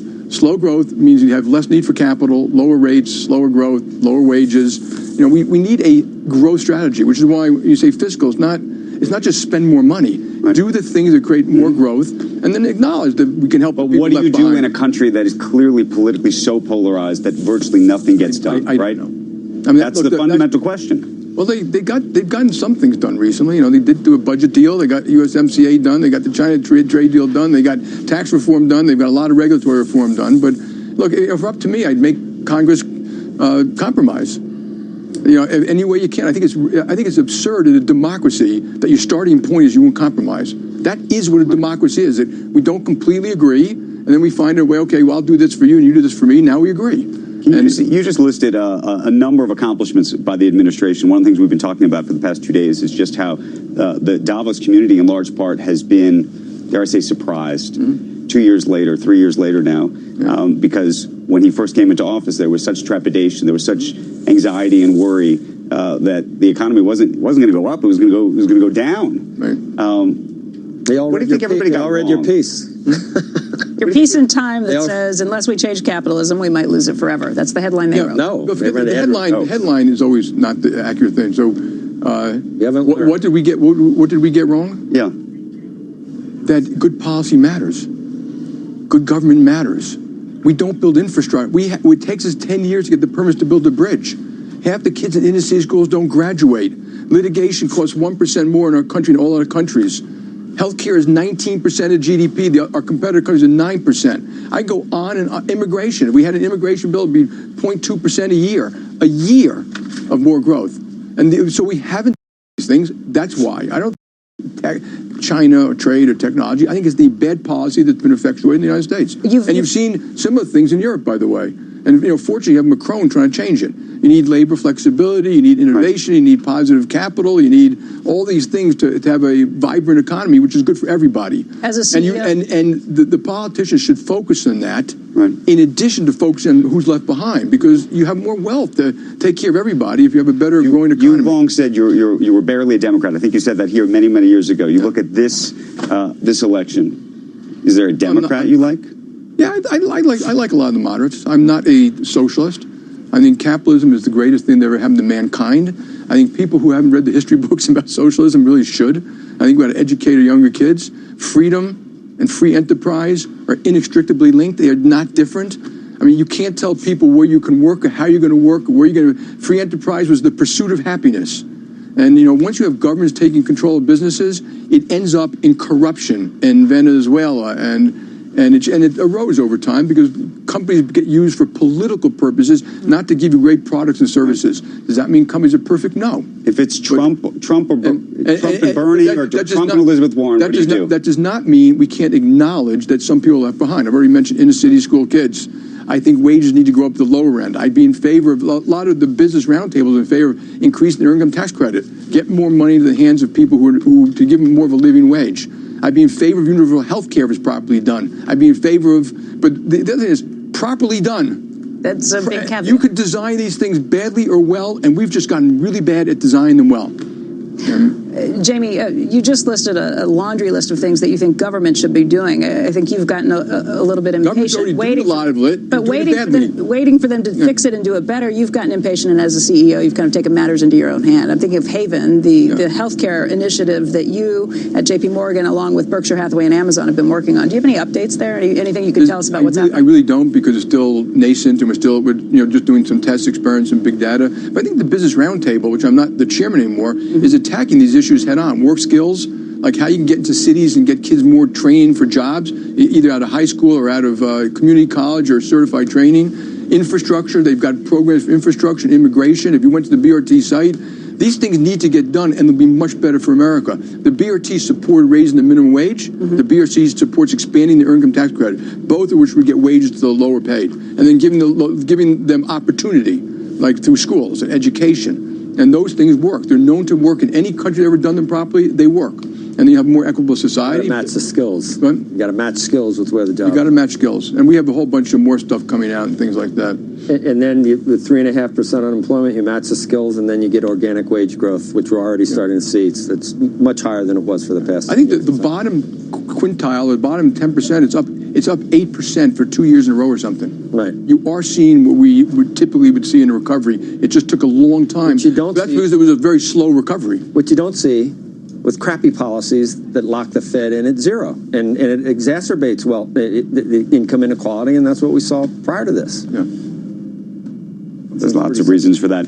Becky had mentioned this piece that you just wrote in Time Magazine, and we wanted to ask you about it. It refers specifically to what seems like you poll young people about the world, the word capitalism, and they may be on the socialist side of things. I don't think they understand. Honestly, I don't think people understand what socialism is. Socialism is when the government controls companies. There is no example where the government controls companies, they do it well, and they don't start to use it for votes, satisfying people. They don't even want competition, because if we're two government companies, why have competition? Why not? They do it for jobs and votes. They have bad allocation of capital. Most state-owned enterprises don't do a particularly good job. Just take a look around the world, and they become corrupt over time. That does not mean that capitalism is perfect. It doesn't mean that every public company is perfect. No, they're flaws. Do you think that Bernie Sanders or Elizabeth Warren are socialists in the construct that you talked about it, or in the construct of this idea of a democratic socialist, which is something that may feel more European in some ways? I don't want to talk about any particular people. But if you're talking about governments controlling corporations, that's socialism.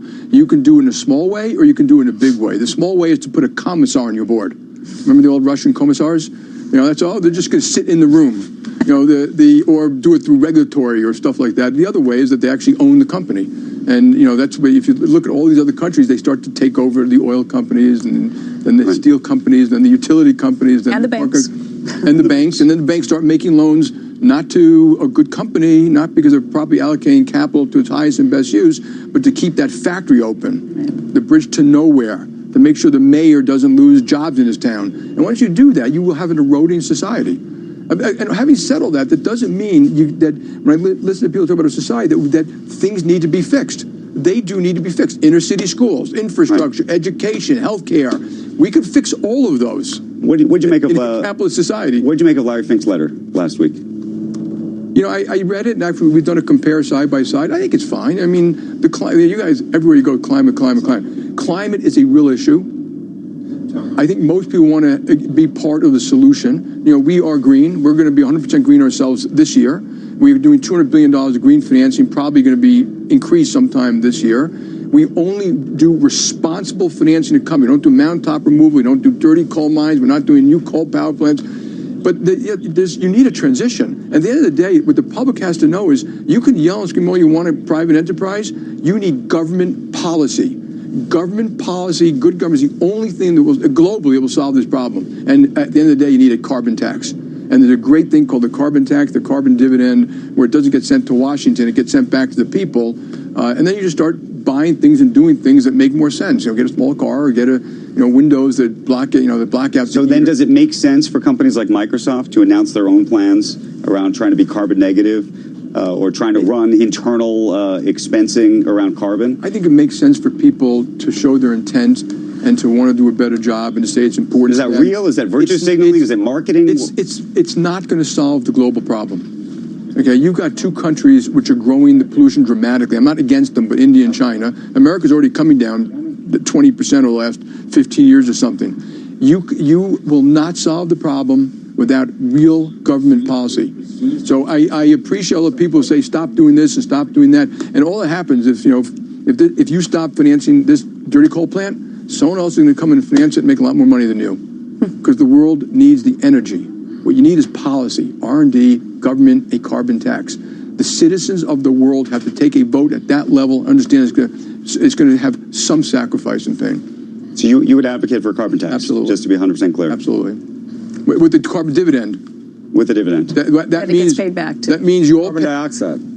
The CO2. This means you all pay based on some basis. You mean the sooty, black, smoky stuff? Yeah. No, it's an odorless, colorless gas called carbon dioxide. It's trace levels. But it could be.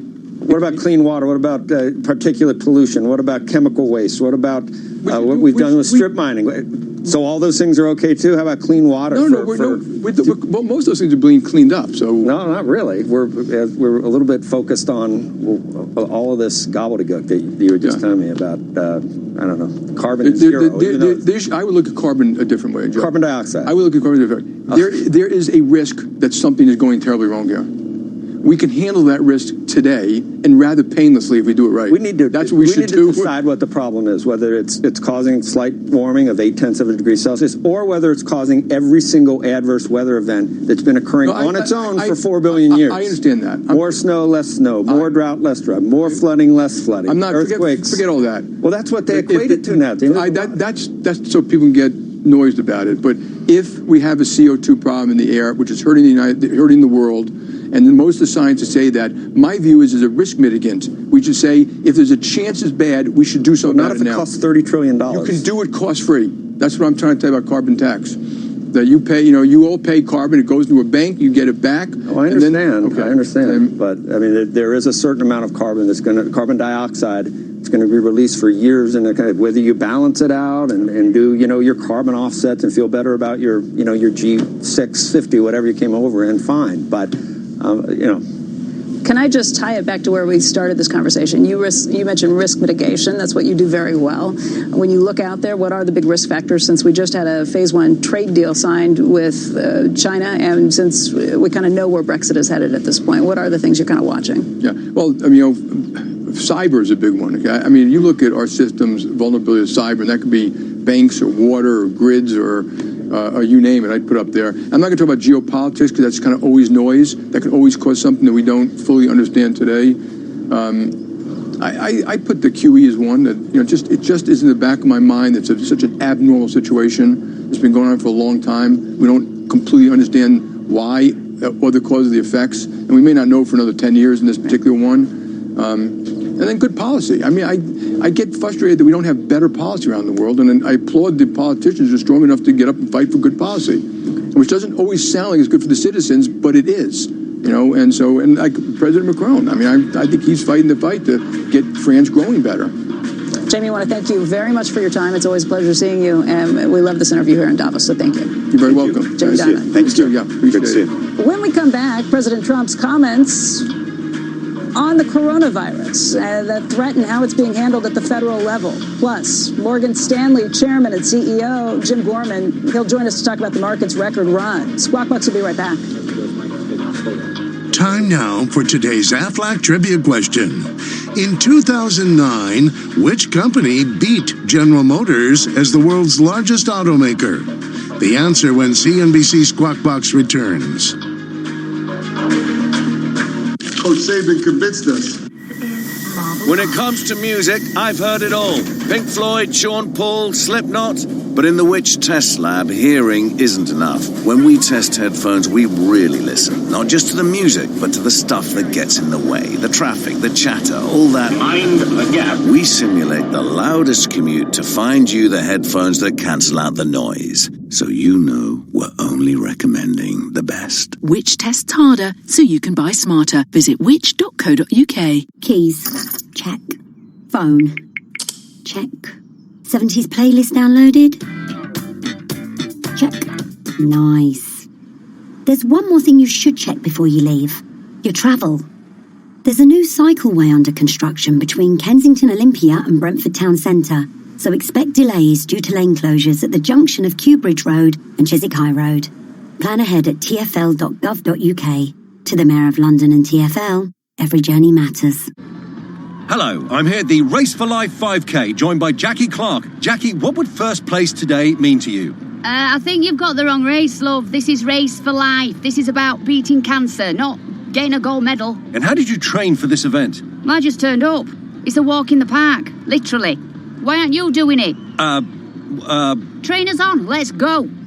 We're not athletes, we're cancer beaters. Sign up to Race for Life now and get 30% off entry until the 31st of January in partnership with Tesco. This is a live message from the Survivalist Network. There are reports of an impending zombie apocalypse reaching London. But don't panic. Our intel shows that for £199 a month with 0% APR representative, you can locally access the Toyota Hilux Invincible, the only vehicle with the build strength to withstand savage hordes of the undead. Once inside your Toyota Hilux, stay on this frequency for updates. You'll be fine. 0% APR representative on new sales of Hilux Invincible over 42 months. £199 per month. Customer deposit of £10,246 when financed through Access Toyota by 31st March 2020. £12,525 optional final payment. Subject status to over 18s. Indemnities may be required. Conditions apply. Toyota Financial Services. A lot of people aren't aware that TuneIn lets you listen to the same terrestrial stations that you pick up on your FM AM dial, except you can hear them from anywhere. To see all the stations broadcasting in your area, find the local radio section on the home screen. Keep it local with TuneIn. Want to hear about the latest and greatest things to listen to on TuneIn? For reminders of the biggest live sports games, debates, and breaking news stories, follow @TuneIn on Facebook, Twitter, and Instagram to stay connected with the audio that matters to you.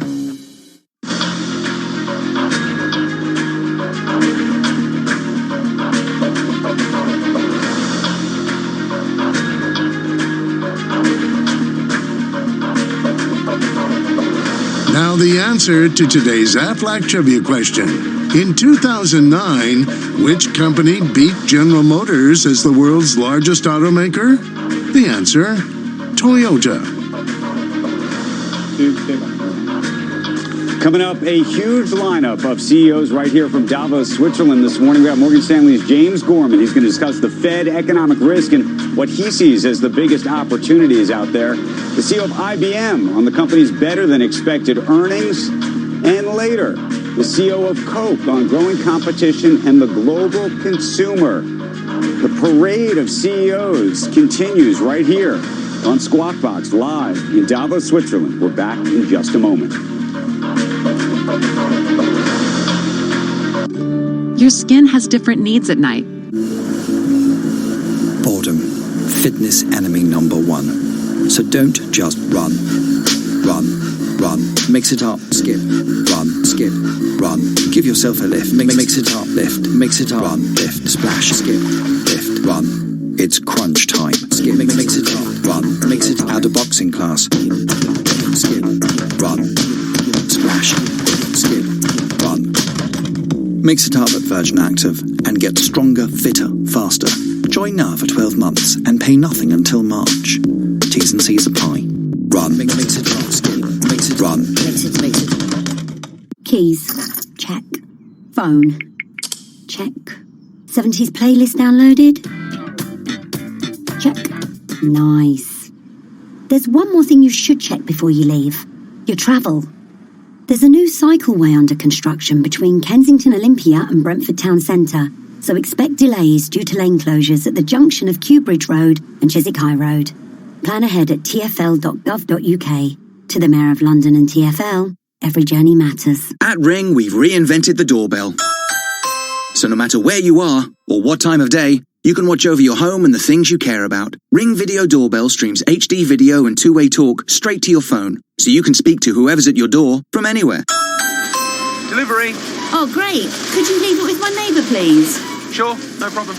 And it's so simple, you can install it yourself in minutes. See, hear and speak to whoever's at your door from wherever you are with Ring Video Doorbell. Available at ring.com and selected retailers. Be better informed, be better prepared. The Better Network is on TuneIn. This is Brent Musburger. Search BETR and start hanging out with me and my guys in the desert weekday afternoons. The Better Network is now on TuneIn.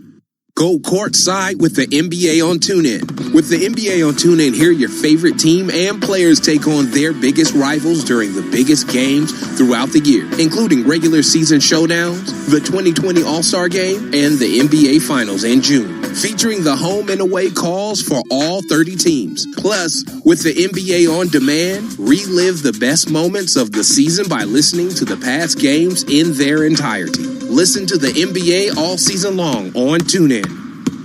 This is not a commercial. This is a reminder. With TuneIn Premium, you could be listening to more music commercial-free. Get over 45 commercial-free music stations. Visit TuneIn.com/premium to upgrade.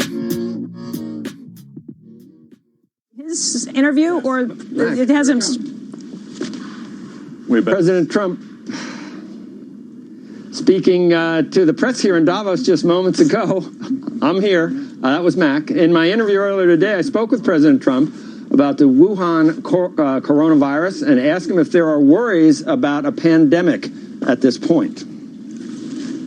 It's great to see you. Thank you for joining us again in Davos. We've done this before. That's right. I think it was a couple of years ago. Before we get started we're going to talk about the economy, a lot of other things. The CDC has identified a case of coronavirus in Washington State, the Wuhan strain of this. If you remember SARS, that affected GDP, travel-related effects. Have you been briefed by the CDC? I have. Are there words about a pandemic at this point? No, we're not at all, and we have it totally under control. It's one person coming in from China, and we have it under control. It's going to be just fine. Okay, President Xi, there's just some talk in China that maybe the transparency isn't everything that it's going to be. Do you trust that we're going to know everything we need to know from China? I do. I have a great relationship with President Xi. We just signed probably the biggest deal ever made. Yes. In terms, it certainly has the potential to be the biggest deal ever made, and it was a very interesting period of time. Yeah, let's get into that. We got it done, and no, I do. I think the relationship is very, very good. Let's talk about Davos, because you were here 2 years ago. Even the New York Times, at this point, your favorite, acknowledges that the Davos elite are accepting that your policies are working and the U.S. economy is the envy of the world. In fact, the press coverage here is very favorable. You know what's going on back at home. It's all impeachment all the time. Did you watch any of it? I did. I watched. What did you make of it yesterday? I had a busy day yesterday, as you know. You were there. And we had the speech, and we had lots of meetings with different leaders, including Pakistan and other countries, in addition to businessmen all over the place. Mm-hmm. But I did get to see some of it. It's a hoax. It's a total hoax. How do you think it was a perfect conversation. I think the team was really good, and the facts are all on our side.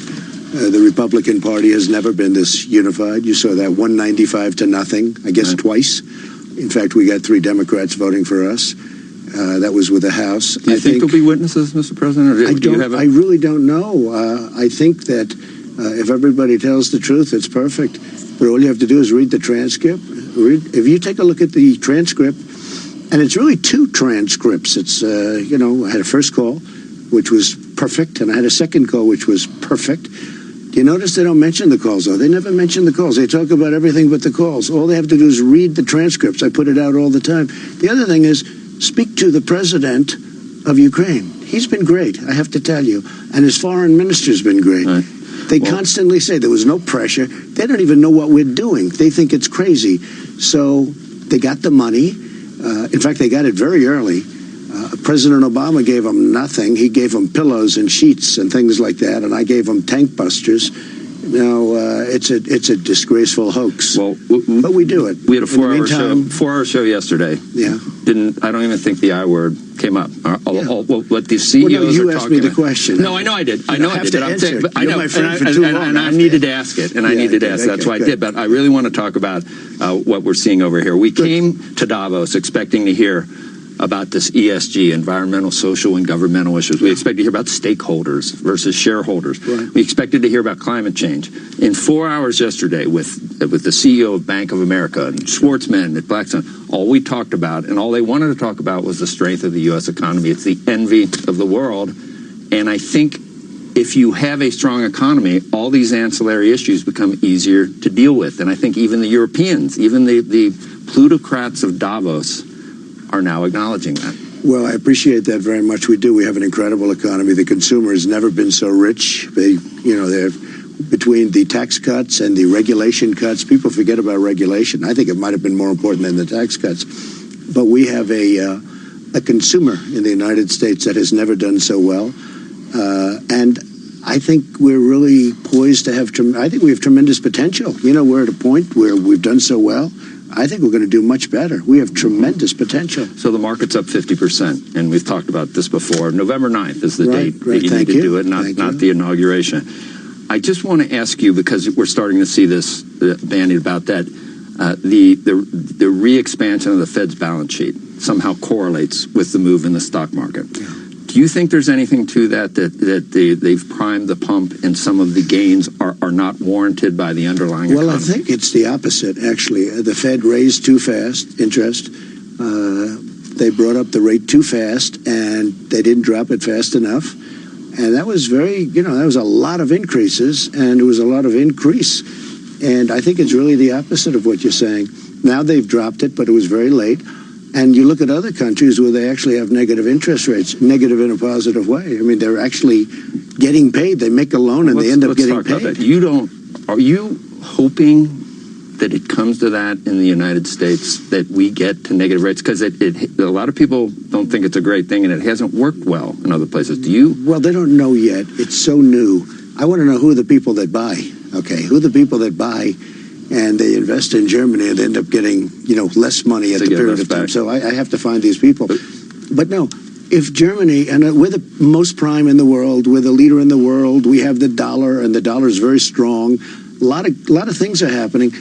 But, we're paying higher interest than other countries because of the Fed. If we were paying less, I would do it, and I'd pay off a lot of debt. Right. I'd do a lot of things. Is Chairman Powell out of the doghouse? Are rates where they should be? Are you satisfied with his Well, I don't want to talk doghouse. I wish he didn't raise the rates. That was not what I thought would happen. Are we at a good level now, do you feel?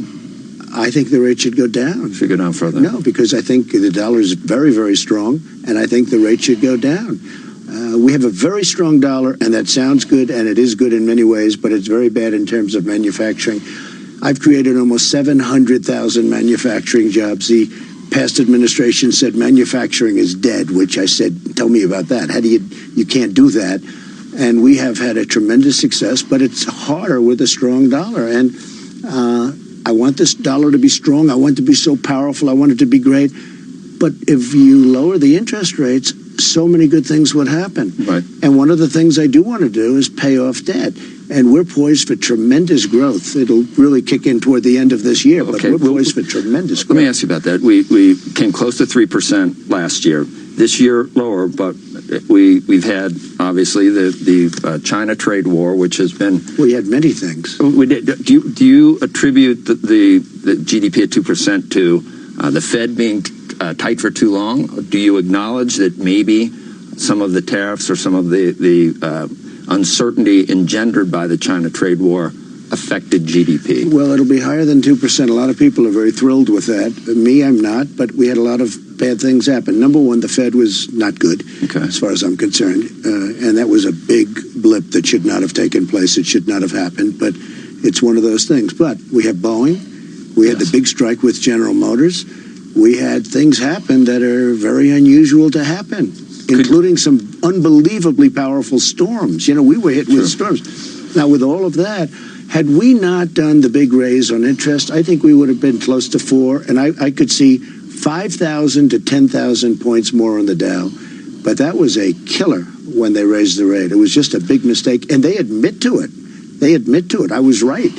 I don't want to be right, but I was right. There are some that say that the uncertainty for CEOs in dealing with China and making plans for the future may have hurt capital spending. Do you expect it to come back now that we've had a phase 1 agreement? And let's talk about phase 2 if we get a chance. Okay, I think the biggest thing about getting the deal with China, number one, it's a great deal for us. It's an important deal for China because they were, their supply chains were breaking. It was, it's been tough for them. The best thing that happened is we have two countries that like each other again because it was getting pretty nasty. And, they have taken advantage of our country for 30 years, and I was not going to let it happen. And We've taken in billions and billions of dollars. The tariffs are still on, so I still have that negotiating chip. I have 25% tariffs on, and that's a great negotiating chip. And yes, we're starting phase 2 very soon. But the relationship that we have now with China is probably better than it's ever been. The relationship I have with President Xi, president for life, okay? It's not bad.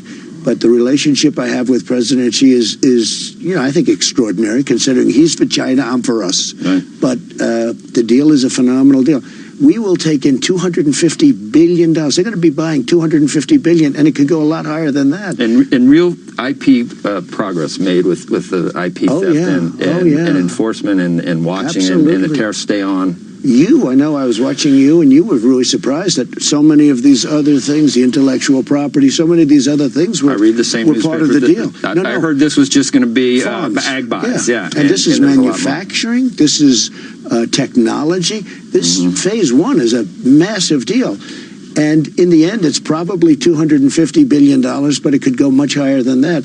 And just that alone, not even talking about the USMCA, which now we just got passed. In fact, when I go back, I'll be signing it. It's all passed. And we had, I believe, 89 votes in the Senate, which is tremendous. And we're going to have more of my interview with the president, and that is coming up in the next half hour. Okay. Joining us right now to talk about where Wall Street is, the markets, and maybe get some reaction to what President Trump had to say to Joe. James Gorman is here. He's the CEO of Morgan Stanley. It feels, and I don't know if we should think that Davos is the contraindicator, but people are quite happy. And people are quite happy with President Trump, by the way, too. It's hard not to be happy with the economy. I mean, we've got 50-year low unemployment rates in the U.S. The global growth has held up. The Fed, instead of raising rates, has been cutting rates through 2019. The market's at a record high. I mean, if this is a hard crowd, right? Because it's a big echo chamber. So if the first person coming in is unhappy, then that kind of bleeds the pool. But no, it's very positive, and I think for good cause. To the extent you worry about anything, what would it be? This is usually a hand-wringing kind of place. I think you've got to worry about long-term. China's economy is slowing. Has been for some time, and that will inevitably impact global growth and impact China. So against the backdrop of the tariff deal, which I'm glad we got a deal, right? That's a worry. Clearly, what's going on in the Middle East, it's almost like a second Arab Spring coming through in Lebanon and Iran. I think that the Middle East has been, in our lifetime, it's been a problem, from decade to decade. But that's a worry. Listen, the markets are expensive, but the economy's doing well. So do I worry about that? I'm not excessively. We've had a lot of people, whether it's David Tepper or Ray Dalio or Paul Tudor Jones. There's sort of a sense of just buy with both hands right now.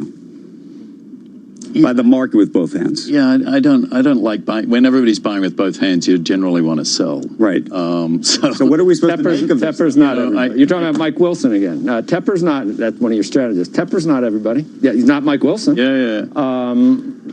We have a diversity of opinion, Joe, at our shop.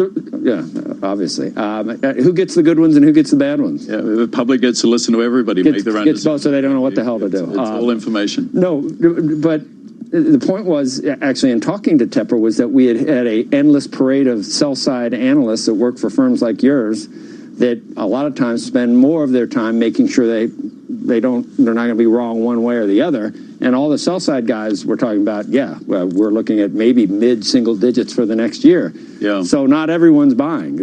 I would say that was against the consensus to say that after all we've seen, I'm expecting a lot more. So I don't think, I disagree that shows that everyone's buying at this point. I think these two guys, but they did, Druckenmiller as well, both said, they are ready for any sign at this point to maybe slow the horse down and get off. Well, you want to be. I mean, we're 10 years into it. And these cycles, there's no book that says thou shalt last that long before a recession. But historically, recessions have come about every 7 years. It's a 15% Not probability in Australia. every year.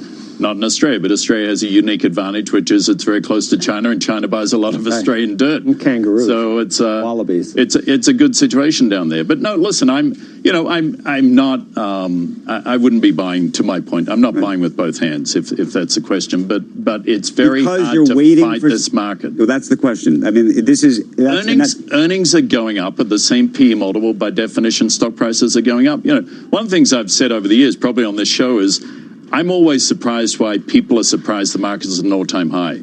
In a global economy that is growing, by definition, corporate earnings are growing. Unless you cut the multiple, the market should finish logically every single day at an all-time high. Now, it doesn't, of course, but if you stand back from the market 10, 20 feet from a chart, it looks like a straight line from bottom left to top right. A big part of the reason that those who are optimistic about the stock market right now is that they point to what the Fed's doing. The Fed changed course so dramatically just over a year ago with lower interest rates. Obviously, that presents its own challenges for the banks who have to live with those lower interest rates. But where do you kind of see the Fed heading this year? Do you see them changing that? I'd be very surprised if there's action this year. You'd need for them to reverse and raise rates. I think would be catastrophic in this scenario, given where sentiment is, given we're in election year. To keep cutting rates and moving towards negative interest rates is obviously extremely unattractive. So I think the Fed has enormous self-interest in playing out this economic strength with rates at historically low levels. QE's been feeding the economy. I mean, there's no compelling reason to keep cutting at this point. What do you make of bank company valuations like your own? Well, a little better than I felt 2 weeks ago, actually, because our stock's up 10%. But that wasn't strictly a function of earnings. That was a function of guidance, right? It's a function of our annual strategic review, where we lay out what we think we can do in a normalized environment over the next 2 to 4 years, short term 2 years, and then longer term.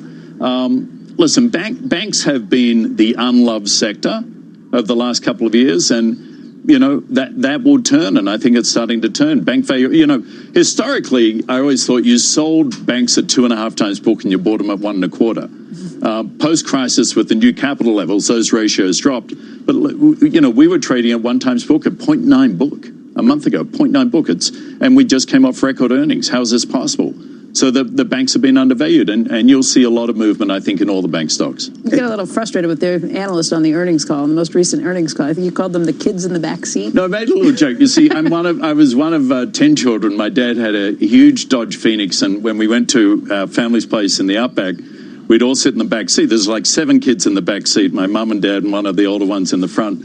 And, we'd keep saying, Dad, are we there yet? We there yet? And he'd say, just shut up, And it was a little bit like, have you reached your goals yet? Do you reach them? Yeah, we kind of did. So relax a little bit. Do you imagine? Got to have a little fun on these calls. I've done a lot of them. Yeah. Do you imagine there'll ever be consolidation again at the top of where firms like yours are? I think for G-SIFIs to merge with G-SIFIs, that's a heavy lift. And I don't see that happening. I mean, certainly in this country, I can't speak. Some other regions of the world, you could argue there's actually compelling sort of industrial logic for it. In the US, it's hard to argue. But, within the G-SIFIs, there are very, very large banks and large banks. There's huge difference in size. So some of those can and should be growing. And you're seeing below that, the BB&T SunTrust deal as an example, TD Ameritrade and Schwab as an example. There are transactions happening because it's expensive to run these businesses. The technology, the cyber prevention, managing data privacy, all of these issues, they all cost money. And people always move to where you've got scale economics. Do you think that the U.S. banks are behind relative to the European banks, relative to even China and these platforms? I'm thinking of Ant Financial and what's happening there. It's a sort of spectacular success story. And, what's going on in China in the banking world relative to what's going on, I mean, it's like we are like 100 years behind. It feels that way. Yeah, I think that's a little harsh. I mean, you could argue the core banking sector, the regulated large banks in this country, are ahead of the Chinese banks. There's certainly historically been more independent of the government. So I think the fact that Ant Financial has done well. Look at Schwab and Ameritrade. I mean, there are great digital and direct players in this country that have done phenomenally well. Some of the online lenders are doing it. Some of the payment systems, the Venmos, the Squares. So I don't think of us as behind. No. One of the other big themes here at Davos, and we've been sort of batting it around for the past 2 days is this idea of sustainability and the Larry Fink letter and what Microsoft's doing. Everybody's coming out with some kind of plan around sustainability and how that is or is not going to change business, and whether it's real or whether it's virtue signaling and marketing. Where do you come down? It's a bit of both. I mean, the reality is, in my opinion, what's gone on with climate change. I mean, just being an Australian and watching what's happening down there, a bigger part of Australia than the size of Switzerland is just burnt. I mean, 1 billion animals and wildlife have been destroyed. It's pretty historic. I grew up in a country where you had bushfires every 10 years, but there was nothing like this. And it's obviously all over the world. So listen, I'm not a scientist, but I kind of hard to argue with the facts that the globe is warming right now and that man is contributing. Well, you could argue that that was the cause of the brush fires, though. I mean, it's 0.8 of a degree Celsius in the last 100 years. So you can't attribute every single adverse weather event. No, there hasn't been management of the land down there that was burning. How many were set? How much arson was involved? Were there 200 fires that were set down there, James? How many? Yeah, but Joe, I started my career as a lawyer in Australia working on the 1983 bushfires, which were the most damaging. So you think in a 4 billion-year-old planet, you know for sure that these are unprecedented, what you saw in the last 30 years? I'm not going to debate climate change with you, but I certainly think facts are suggestive that the planet is warming. I don't think that and I think it's a good thing we're having the conversation. Between the brush fires and climate change, that's a tenuous link at this point. I mean, and the floods in India and okay. A brave person wouldn't make some linkage between those, but you're a brave man. James Gorman, thank you for being here. My pleasure. Appreciate it. Great conversation. Coming up, a double dose of blue chip CEOs. IBM's Ginny Rometty on her company's strong quarter and growth in the cloud. Plus, the CEO of Coke shares his view of the consumer and the state of the global economy. And a reminder, you can always watch us live on the go on the CNBC app. We'll be right back. I guess you missed Trump. Shipskis presents Ski Moguls. Welcome to beautiful Telluride. I'm Noah Sheedy, ski pro and ski school director at the Telluride Ski Resort.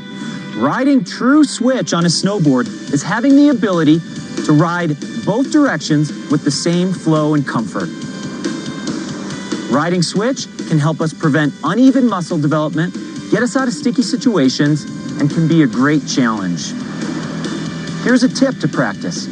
Notice the flexion and extension movements with your lead knee and ankle in your natural direction.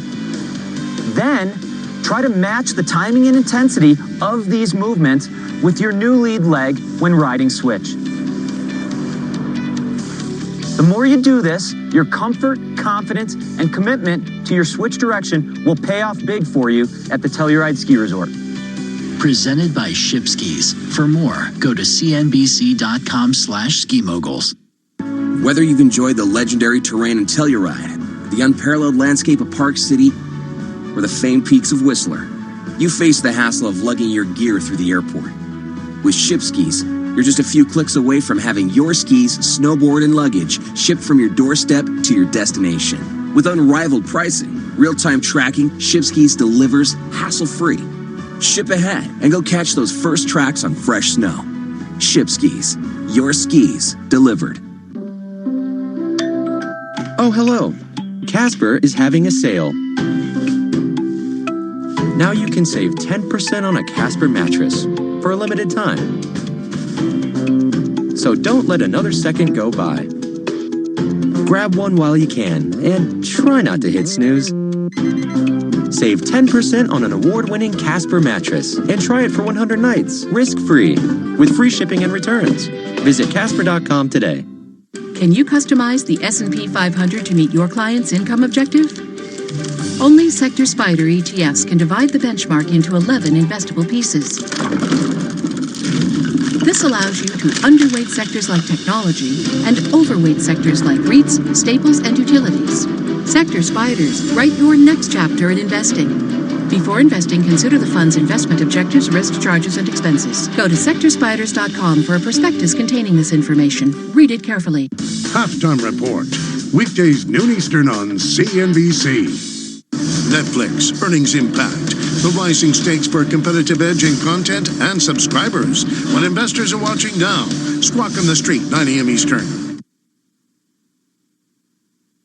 Welcome back to Squawk Box, everyone. We've been watching the futures this morning here from the Alps. Right now, it does look like things are still pretty firmly in the green this morning. The Dow futures indicated up by about 123 points. We've been up triple digits just about all morning long.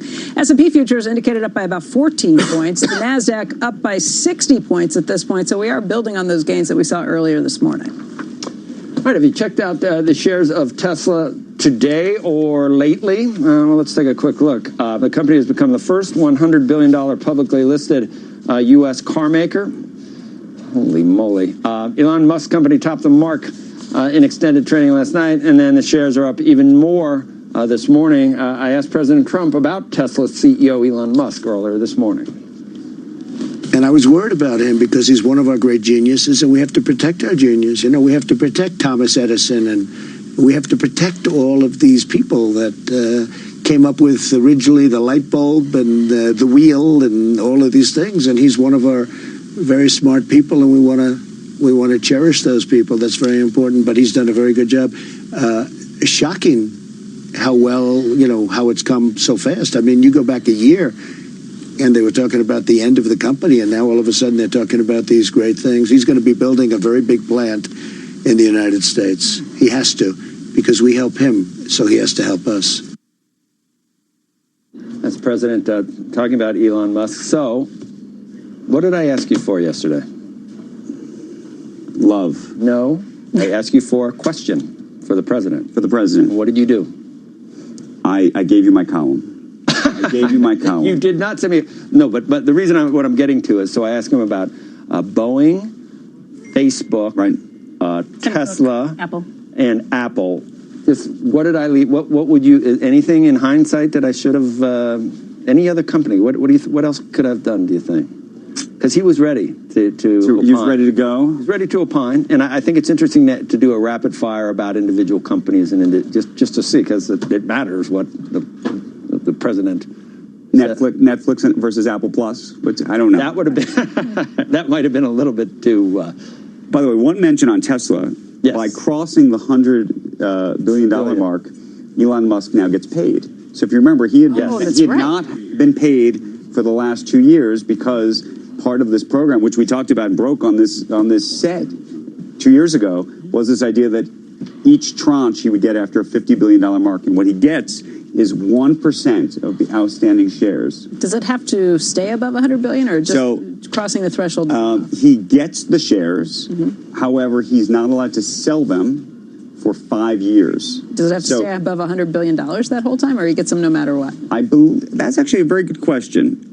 I don't think there's a clawback. I think he probably gets them once they've crossed, but to get the actual... You got to just wait in holding period. There's a 5-year holding period. So it's kind of an interesting situation. So think of that, 1% of $100 billion, he gets a nice payday today. Well, President Trump agrees with you that Musk is special, some type of once-in-a-generation. He's a very special guy. Innovator, something. I always say betting against Elon Musk is betting against humanity. It's real. All right, let's tell you very quickly about the U.S. biotech company Moderna. It is working with federal health officials, it says, to develop a vaccine for the coronavirus that is now spreading through Wuhan, China, and beyond. In fact, the CDC has just reported the first United States-based case involving that virus, which originated in China and has been responsible for 9 deaths so far and hundreds of illnesses. Still to come this morning, President Trump's first public remarks about the threat of the coronavirus in the United States. That's next. Plus, 3 big interviews with CEOs of IBM and Coca-Cola. And we'll talk about the markets and investing with North Island's Glenn Hutchins. You're watching Squawk Box, coming to you live from Davos, Switzerland. We'll be right back.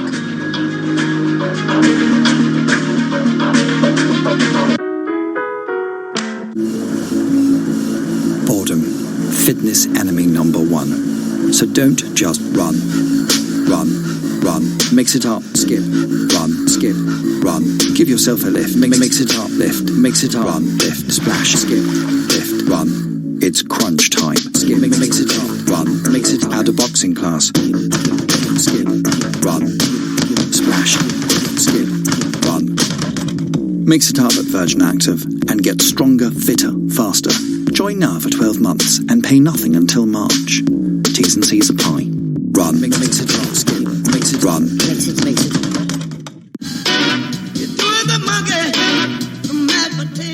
Dad, I'm doing the mashed potatoes too. Do the Albert Bartlett potato mash. Do the twist. Do the patatas bravas with a British twist. Yeah. Do the brown sauce, balsamic and chutney. Oh, do the melted potato slices. Do the dishes. Grab a brand new recyclable bag today and do the Albert Bartlett. He's got a brand new bag. Let's get this right, sir. You didn't see three men dressed as clowns take off in a van with a Renaissance painting because you were distracted by, and I quote, a sporty red compact SUV with a bold mesh grille, a sculpted bonnet with sweeping roofline on diamond-cut alloys. And beautiful rear haunches. So, you saw a Jaguar E-Pace. But what about the clowns? What clowns? Jaguar E-Pace, designed to steal attention. Search Jaguar E-Pace. This is not a cat. This is not a rocket. And this is not a sale. That's right. At Smarty Mobile, we're not having a sale. While others are slashing prices, we're introducing our best ever new plans. Take our new 30 gig data SIM for just £10 a month. With unlimited calls and texts and no speed restrictions, credit checks or contract tying you down, why shop around? New plans, great value. Now that's Smarty. Grab yours today. Search Smarty Mobile. See smarty.co.uk for terms. Keys. Check. Phone. Check. 70s playlist downloaded. Check. Nice. There's one more thing you should check before you leave. Your travel. There's a new cycleway under construction between Kensington Olympia and Brentford Town Centre, so expect delays due to lane closures at the junction of Kew Bridge Road and Chiswick High Road. Plan ahead at tfl.gov.uk.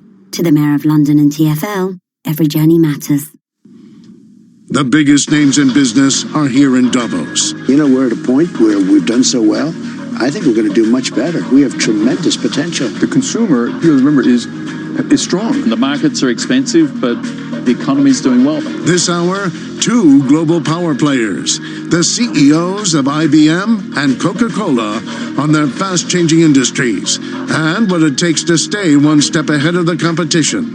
This is a special edition of Squawk Box in Davos.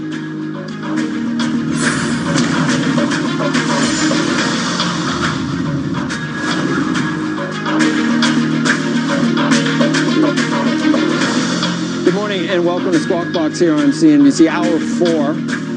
It doesn't include special edition of Squawk Box. Right? Doesn't include the interview before that. We are live from the World Economic Forum in Palm Springs, California. It's about 100 degrees. We're actually in Davos, Switzerland, and it is where it's 40 degrees. And you made the mistake of wearing a sweater that you can't really wear without the jacket, right? So you are going to bake. And for the next hour. I'm doing it for the viewers. You are? Actually, I'm doing it for myself. I'm doing it for myself. You know, you are sparing viewers this is a very scary sight. Egomaniacal, narcissistic thing. I'm Joe Kernan. I'm with you. We're dying. I know. I may start taking more off. I'm Joe Kernan, along with Becky Quick. Oh, boy. The ratings are going to go up and down. And Andrew I don't know. Ross Sorkin. The futures this hour. I haven't checked the futures recently. They're nice. They're up triple digits.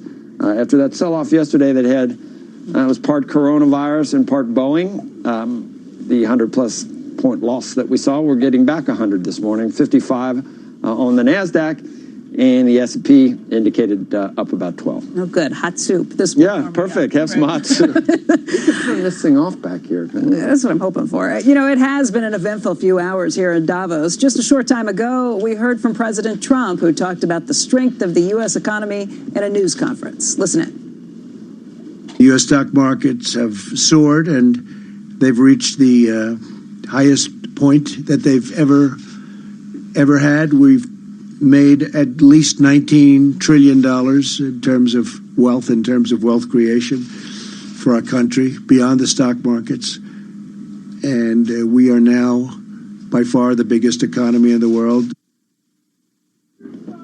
President Trump also spoke about international trade, saying that he thinks he'll be able to make a deal with the European Union before this November's election.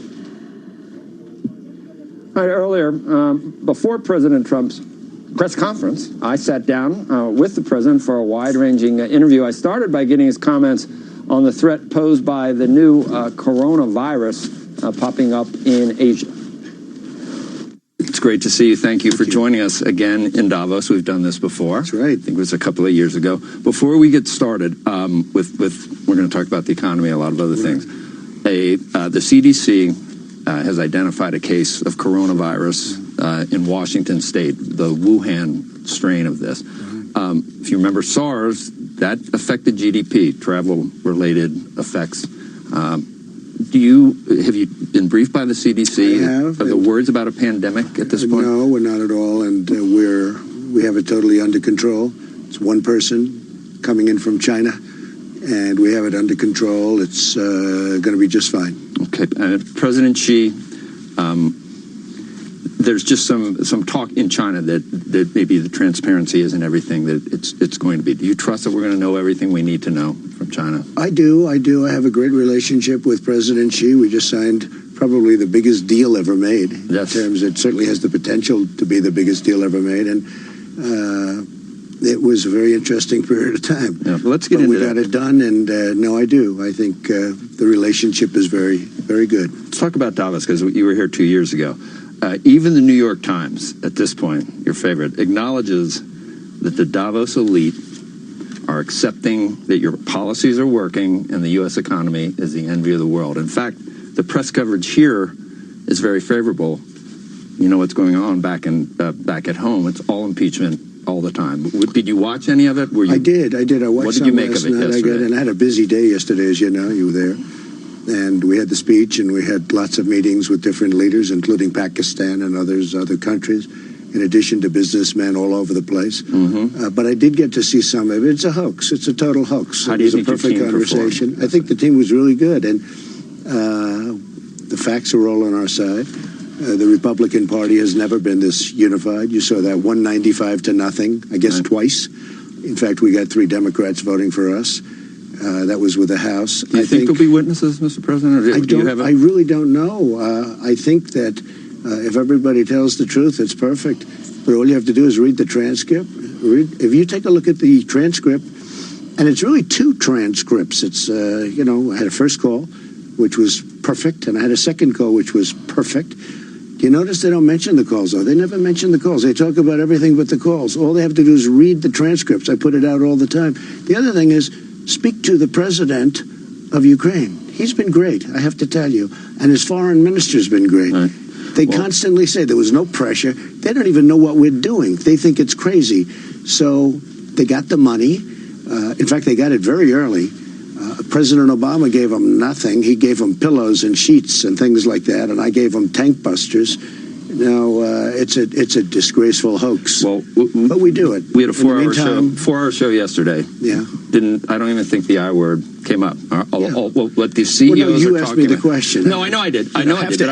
I know. And I needed to ask it. And I needed to ask. That's why I did. But I really want to talk about what we're seeing over here. We came to Davos expecting to hear about this ESG, environmental, social, and governmental issues. We expected to hear about stakeholders versus shareholders. Right. We expected to hear about climate change. In 4 hours yesterday with the CEO of Bank of America and Schwartzman at Blackstone, all we talked about and all they wanted to talk about was the strength of the U.S. economy. It's the envy of the world. And I think if you have a strong economy, all these ancillary issues become easier to deal with. And I think even the Europeans, even the plutocrats of Davos, are now acknowledging that. Well, I appreciate that very much. We do. We have an incredible economy. The consumer has never been so rich. They're between the tax cuts and the regulation cuts. People forget about regulation. I think it might have been more important than the tax cuts. But we have a consumer in the United States that has never done so well. And I think we're really poised to have, I think we have tremendous potential. We're at a point where we've done so well. I think we're going to do much better. We have tremendous potential. So the market's up 50%, and we've talked about this before. November 9th is the date that you need to do it, not the inauguration. I just want to ask you, because we're starting to see this bandied about that, the re-expansion of the Fed's balance sheet somehow correlates with the move in the stock market. Yeah. Do you think there's anything to that they've primed the pump and some of the gains are not warranted by the underlying economy? Well, I think it's the opposite, actually. The Fed raised too fast interest. They brought up the rate too fast, and they didn't drop it fast enough. And that was that was a lot of increases, and it was a lot of increase. And I think it's really the opposite of what you're saying. Now they've dropped it, but it was very late. And you look at other countries where they actually have negative interest rates, negative in a positive way. I mean, they're actually getting paid. They make a loan and they end up getting paid. Are you hoping that it comes to that in the United States, that we get to negative rates? Because a lot of people don't think it's a great thing, and it hasn't worked well in other places. Do you? Well, they don't know yet. It's so new. I want to know who are the people that buy. Okay, who are the people that buy, and they invest in Germany and they end up getting less money at the period of time. So I have to find these people. But no, if Germany, and we're the most prime in the world, we're the leader in the world, we have the dollar, and the dollar is very strong. A lot of things are happening. But, we're paying higher interest than other countries because of the Fed. If we were paying less, I would do it, and I'd pay off a lot of debt. Right. I'd do a lot of things. Is Chairman Powell out of the doghouse? Are rates where they should be? Are you satisfied with his Well, I don't want to talk doghouse. I wish he didn't raise the rates. That was not what I thought would happen. Are we at a good level now, do you feel? I think the rate should go down. Should go down further? No, because I think the dollar is very, very strong, and I think the rate should go down. We have a very strong dollar, and that sounds good, and it is good in many ways, but it's very bad in terms of manufacturing. I've created almost 700,000 manufacturing jobs. The past administration said manufacturing is dead, which I said, tell me about that. How do you can't do that. And we have had a tremendous success, but it's harder with a strong dollar. And I want this dollar to be strong. I want it to be so powerful. I want it to be great. But if you lower the interest rates, so many good things would happen. Right. And one of the things I do want to do is pay off debt. And we're poised for tremendous growth. It'll really kick in toward the end of this year, but we're poised for tremendous growth. Let me ask you about that. We came close to 3% last year. This year, lower, but we've had, obviously, the China trade war, which has been... We had many things. We did. Do you attribute the GDP at 2% to the Fed being tight for too long? Do you acknowledge that maybe some of the tariffs or some of the uncertainty engendered by the China trade war affected GDP? Well, it'll be higher than 2%. A lot of people are very thrilled with that. Me, I'm not, but we had a lot of bad things happen. Number one, the Fed was not good, as far as I'm concerned. And that was a big blip that should not have taken place. It should not have happened, but it's one of those things. But we have Boeing. We had the big strike with General Motors. We had things happen that are very unusual to happen, including some unbelievably powerful storms. We were hit with storms. Now, with all of that, had we not done the big raise on interest, I think we would have been close to 4, and I could see 5,000 to 10,000 points more on the Dow. But that was a killer when they raised the rate. It was just a big mistake, and they admit to it. They admit to it. I was right. I don't want to be right, but I was right. There are some that say that the uncertainty for CEOs in dealing with China and making plans for the future may have hurt capital spending. Do you expect it to come back now that we've had a phase 1 agreement? And let's talk about phase 2 if we get a chance. Okay, I think the biggest thing about getting the deal with China, number one, it's a great deal for us. It's an important deal for China because they were, their supply chains were breaking. It was, it's been tough for them. The best thing that happened is we have two countries that like each other again because it was getting pretty nasty. And, they have taken advantage of our country for 30 years, and I was not going to let it happen. And we've taken in billions and billions of dollars. The tariffs are still on, so I still have that negotiating chip. I have 25% tariffs on, and that's a great negotiating chip. And yes, we're starting phase 2 very soon. But the relationship that we have now with China is probably better than it's ever been. The relationship I have with President Xi, President for life, okay? It's not bad. But the relationship I have with President Xi is I think extraordinary, considering he's for China, I'm for us. Right. But the deal is a phenomenal deal. We will take in $250 billion. They're going to be buying $250 billion, and it could go a lot higher than that. And real IP progress made with the IP theft and enforcement and watching and the tariffs stay on. I know I was watching you, and you were really surprised that so many of these other things, the intellectual property, so many of these other things were, I read the same were part of the deal. I heard this was just going to be ag buys. Yeah. And this is manufacturing. This is technology. This phase 1 is a massive deal. And in the end, it's probably $250 billion, but it could go much higher than that. And just that alone, not even talking about the USMCA, which now we just got passed. In fact, when I go back, I'll be signing it. It's all passed. And we had, I believe, 89 votes in the Senate, which is tremendous. Is the UK next with Boris Johnson? Yeah, Boris and I are friends, and he wants to make